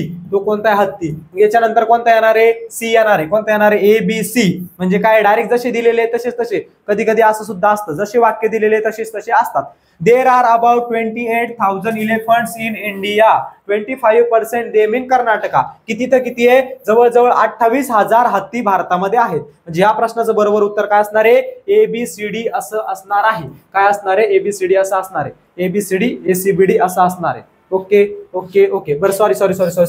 इकडे बघा, या प्रश्नाचं जे उत्तर इथं जे दुसरं वाक्य आहे ते येणार आहे अगोदर. The Indian elephant is a cultural symbol throughout Asia, की भारताचा जो काही कल्चरल सिम्बॉल आहे तो काय रे, तो काय हत्ती. त्याच्यानंतर बाळांनो वाक्य येणार आहे सी. कोणतं येणार आहे? सी येणार आहे. सॉरी हा. In India it has been chosen as the national heritage animal. कारण एकदा आशिया मधलं सांगितलं, आशिया मधलं सांगितल्यानंतर काय सांगितलं रे, काय सांगितलं की in India it has been chosen, भारतामध्ये त्याला नॅशनल हेरिटेज अॅनिमल असं म्हटलेलं आहे, म्हणजे जागतिक वारसा प्राणी. म्हणजे या प्रश्नाचं उत्तर असणार ए सी बी डी. त्याच्यानंतर बीडीचा अर्थ मी तुम्हाला या प्रश्नाचा सांगितलेला आहे. चला पुढचं बघा. Select the most appropriate option to fill in the blanks. आता परत फिल इन द ब्लँकचा प्रश्न आला. सोपे प्रश्न असतात बघा, फक्त मराठीमध्ये त्याचा अर्थ लावून बघायचा. हॅव यू एव्हर सीन, तुम्ही कधीतरी बघितलं का डॅश डॅश रेनबो. परत one and no word required a. परत आर्टिकल वरचा प्रश्न आला. मग आपल्याला कळतंय आर्टिकल वरती प्रश्न येत आहे. त्याच्यामुळे आपण आर्टिकलचा एकदम चांगल्या प्रकारे काय केलं पाहिजे रे, काय केलं पाहिजे, चांगल्या प्रकारे तयारी केलं पाहिजे. तुम्ही जर पॅराजंबल शिकले नसन बाळांनो, कसं चालन बरं का. बाळांनो म्हणण्यापेक्षा तूच एक बाळ आहे आम्हाला शिकवणार, आम्हाला काय बाळांनो म्हणतोय, बरोबर आहे. तुमच्या सारखाशे जास्त मोठा नाही, तुमच्या एवढंच वय. एखादा प्रश्न चुकला, काही मिस्टेक झाली तर फक्त समजून घ्या. ओके चला बघा. हॅव यू एव्हर सीन, तुम्ही कधीतरी बघितलं का अ रेनबो. काय बघितलं का अ रेनबो. आता रेनबो काय, रेनबो हे काउंटेबल नाऊन आहे. काय आहे? काउंटेबल नाऊन आहे. काउंटेबल नाऊन म्हणजे मोजता येणारं नाम. हे काय रे, मोजता येणारं नाम आहे. कोणतं? रेनबो. आता रेनबो मध्ये किती कलर आहेत? त्या 7. ताना पी ही निपाजा, 7 कलर असतात. मोजता येतात की नाही आपल्याला? किंवा असं काही sky, stars in the sky म्हणजे आकाशामधल्या चांदण्या मोजता येतं का? नाही मोजता येत. म्हणून ते काय झालं, अनकाउंटेबल झालं. पण हे काउंटेबल नाऊन आहे, मोजता येतं. मग हा पॉइंटच आहे आपल्या आर्टिकल टॉपिक मध्ये. पॉइंट आहे की काउंटेबल नाऊनच्या अगोदर अ हे उपपद वापरत असत्या, अ हे आर्टिकल वापरत असत्या. म्हणून इथं काय येणार आहे? ए हे आर्टिकल येणार आहे. हॅव यू एव्हर सीन, तू कधीतरी किंवा कधीही तू एक रेनबो बघितलेला आहे का? ज्याचं उत्तर काय असणार आहे? अ असणार आहे. वन नसणार आहे, कारण हे आर्टिकलच नाहीये. आणि कशासाठी वापरत असत्या? ज्याची सुरुवात ओवेल्स न स्वरानं होत असते त्याच्यासाठी नो वर्ड रिक्वायर्ड म्हणजे एखाद्या शब्दाची गरज नाहीये, पण शब्दाची गरज आहे म्हणजे आहे. ओके, या प्रश्नाचं उत्तर काय असणार आहे? अ असणार आहे. कळालं? चला बघा पुढं. Select the most appropriate option to fill in the blank. अरे बाबा, फिल इन द ब्लँक हेच प्रश्न उरले. मग फिल इन द ब्लँक चांगल्या प्रकारे केलं पाहिजे की नाही? आपण केलं पाहिजे. बघा, नवीन इज इन माय क्लास. नवीन हा माझ्या वर्गामध्ये आहे. Dash dash in a different section. आता तुम्हीच मला याचं उत्तर सांगा. बघा, नवीन हा माझ्या वर्गामध्ये आहे. Dash dash in a different section, दुसऱ्या तुकडीमध्ये. मी अर्थ सांगितला. नवीन माझ्या वर्गामध्ये आहे, दुसऱ्या तुकडीमध्ये. मग इथं काय येणार? सांगा लवकर. काय येणार? सांगा लवकर सांगायचं उत्तर कसं येतं? सांगा लवकर. याचं उत्तर काय येणार? याचं उत्तर येणार तुम्ही जे बरोबर सांगितलेले ते बट. आता प्रत्येकाचा अर्थ आपण लावून बघू. नवीन इज इन माय क्लास, नवीन हा माझ्या वर्गामध्ये. बट, पण. आता याचा अर्थ काय येणार? पण. लगेच कळतं आपल्याला, सोपं असतं. वाक्य वाचल्यानंतर कळतं की नवीन माझ्या वर्गामध्ये आहे, पण तो दुसऱ्या तुकडीमध्ये आहे. नवीन हा माझ्या वर्गामध्ये आहे, पण तो दुसऱ्या तुकडीमध्ये. बरोबर. कोणतं बसणार आहे? इथं बट बसणार आहे. दुसरं लावून बघा बरं. इफ लावा. इफ. नवीन हा माझ्या वर्गामध्ये. इफ या शब्दाचा अर्थ काय होतो? इफ या शब्दाचा अर्थ होत असतो जर. काय? जर. नवीन हा माझ्या वर्गामध्ये आहे, जर तो दुसऱ्या तुकडीमध्ये आहे, तर तो दुसऱ्या तुकडीमध्ये. काही अर्थ उरला वाक्याचा, अर्थपूर्ण वाक्य बनलं पाहिजे. बरोबर आहे. ते सुद्धा येणार नाही. सो नवीन हा माझ्या वर्गामध्ये आहे म्हणून तो दुसऱ्या तुकडी दे. काही वाक्य की नवीन हा माझ्या वर्गामध्ये म्हणून तो दुसऱ्या तुकडी दे, त्याचा काही संबंध नाही. पण उरला आता अँड. नवीन हा माझ्या वर्गात आहे आणि दुसऱ्या तुकडी दे. वाक्याचा तेवढा अर्थ बट हा शब्द देतो, तेवढा अर्थ अँड हा शब्द देत नाही. कळालं? बट म्हणजे काय रे? बट म्हणजे काय? बट म्हणजे पण किंवा परंतु. अँड म्हणजे आणि, सो म्हणजे म्हणून. नवीन हा माझ्या वर्गामध्ये म्हणून तो दुसऱ्या तुकडीमध्ये, असं चालणार आहे का नाही? या प्रश्नाचं बरोबर उत्तर काय असणार आहे? बट असणार आहे. पुढचा प्रश्न बघा. Select the most appropriate synonym. Antonym आलं होतं. अँटोनिम म्हणजे काय? विरुद्धार्थी शब्द. त्याचाच विरुद्धार्थी शब्द कोणता? सिनोनिम म्हणजे समानार्थी शब्द. सिनोनिम म्हणजे काय? समानार्थी. त्याला आपण म्हणत असतो सिमिलर. काय म्हणत असतो? सिमिलर म्हणजे समानार्थी शब्द. समानार्थी शब्द कळालं? कळालं. सिनोनिम म्हणजे काय? समानार्थी शब्द. एवढं लक्षात ठेवायचं, कारण सिनोनिम वरती आपल्या परीक्षेला 100% प्रश्न येणार आहे. आता ट्रँकिल या शब्दाचा अर्थ होत असतो शांत. आता या शब्दाचे अर्थ व्यवस्थित तुमच्या वहीमध्ये लिहून घ्या आणि पाठ करून घ्या, कारण पुढच्या भरतीमध्ये कधी काय होईल, तुम्हाला हा शब्द देणार काल्म शब्दाचा समानार्थी शब्द सांगा, मग काल्म शब्दाचा विरुद्धार्थी शब्द सांगा, मग याच्यावरती प्रश्न येणार. समजलं? म्हणून ऑप्शन व्यवस्थित अभ्यास करणं खूप गरजेचं असतं म्हणजे असतं, खूप गरजेचं असतं. कळतंय? कळतंय. ट्रँक्विल या शब्दाचा अर्थ होत असतो शांत. सॉफ्ट या शब्दाचा अर्थ होत असतो मऊ. आता आपल्याला समानार्थी विचारलेले, शांत आणि मऊ दोघं समानार्थी शब्द आहे करे? नाही. डिफिकल्ट म्हणजे अवघड. डिफिकल्ट म्हणजे अवघड. आता शांत आणि अवघड दोन्ही समानार्थी शब्द आहे, सारखे शब्द आहे का? नाही. त्याच्यानंतर हार्ड. हार्ड म्हणजे काय रे? हार्ड या शब्दाचा अर्थ सुद्धा होतो अवघड किंवा कठीण. हे दोघं झाले बघ समानार्थी शब्द. समानार्थी शब्द कोणकोणते झाले? डिफिकल्ट म्हणजे अवघड आणि हार्ड म्हणजे सुद्धा अवघड कठीण, दोघं समानार्थी झाले. पण आपल्याला कोणाचा समानार्थी पाहिजे? ट्रँक्विलचा. ट्रँक्विल शब्दाचा अर्थ काय होतो? शांत. त्याचा समानार्थी शब्द आहे जो उरलेला आहे तो म्हणजे काल्म. काल्म या शब्दाचा अर्थ सुद्धा होत असतो शांत. शांत असणे, स्थिर असणे म्हणजे काय रे? काल्म. या प्रश्नाचं उत्तर काय असणार आहे? काल्म असणार आहे, म्हणजे समानार्थी शब्द. Okay okay okay. आता सगळ्या काही वनरक्षक भरतीचे जेवढे काही वनरक्षक भरतीचे जेवढी विचारलेली पहिली प्रश्नपत्रिका होती, सगळी प्रश्नपत्रिका आपण एकदम डिटेलमध्ये घेतलेली आहे, चांगल्या प्रकारे घेतलेली आहे. आता काय करू आपण? 2-3 दिवसातून किंवा रोज एक प्रश्नपत्रिका टाकण्याचा प्रयत्न करू. सगळ्या प्रश्नपत्रिका एकदम डिटेलमध्ये घेऊ, जेणेकरून कुठेतरी आपल्या 2-5 मार्काचा फायदा आपला होणार आहे. बरोबर आहे. एखादा प्रश्न चुकीने माझ्याकडून चुकला असेल, चुकला तर नसणार आहे, किंवा एखाद्याचं एक्सप्लेनेशन बरोबर दिलं गेलं नसेल तर तुमचा लहान भाऊ समजून किंवा मोठा भाऊ समजून मला माफ करा. Okay okay. माझ्यामुळे तुम्हाला 1-2 प्रश्नाचा किंवा 2-4 मार्काचा जरी फायदा झाला त्याच्यामध्ये माझं समाधान असणार आहे. चला आज थांबूया. बाकीची दुसरी प्रश्नपत्रिका आपण काय करू? उद्याच्या लेक्चरमध्ये डिस्कस करू. Okay okay. समजलं सगळ्यांना? चांगलं एकदम चांगल्या प्रकारे समजलं का सगळ्यांना? समजलं.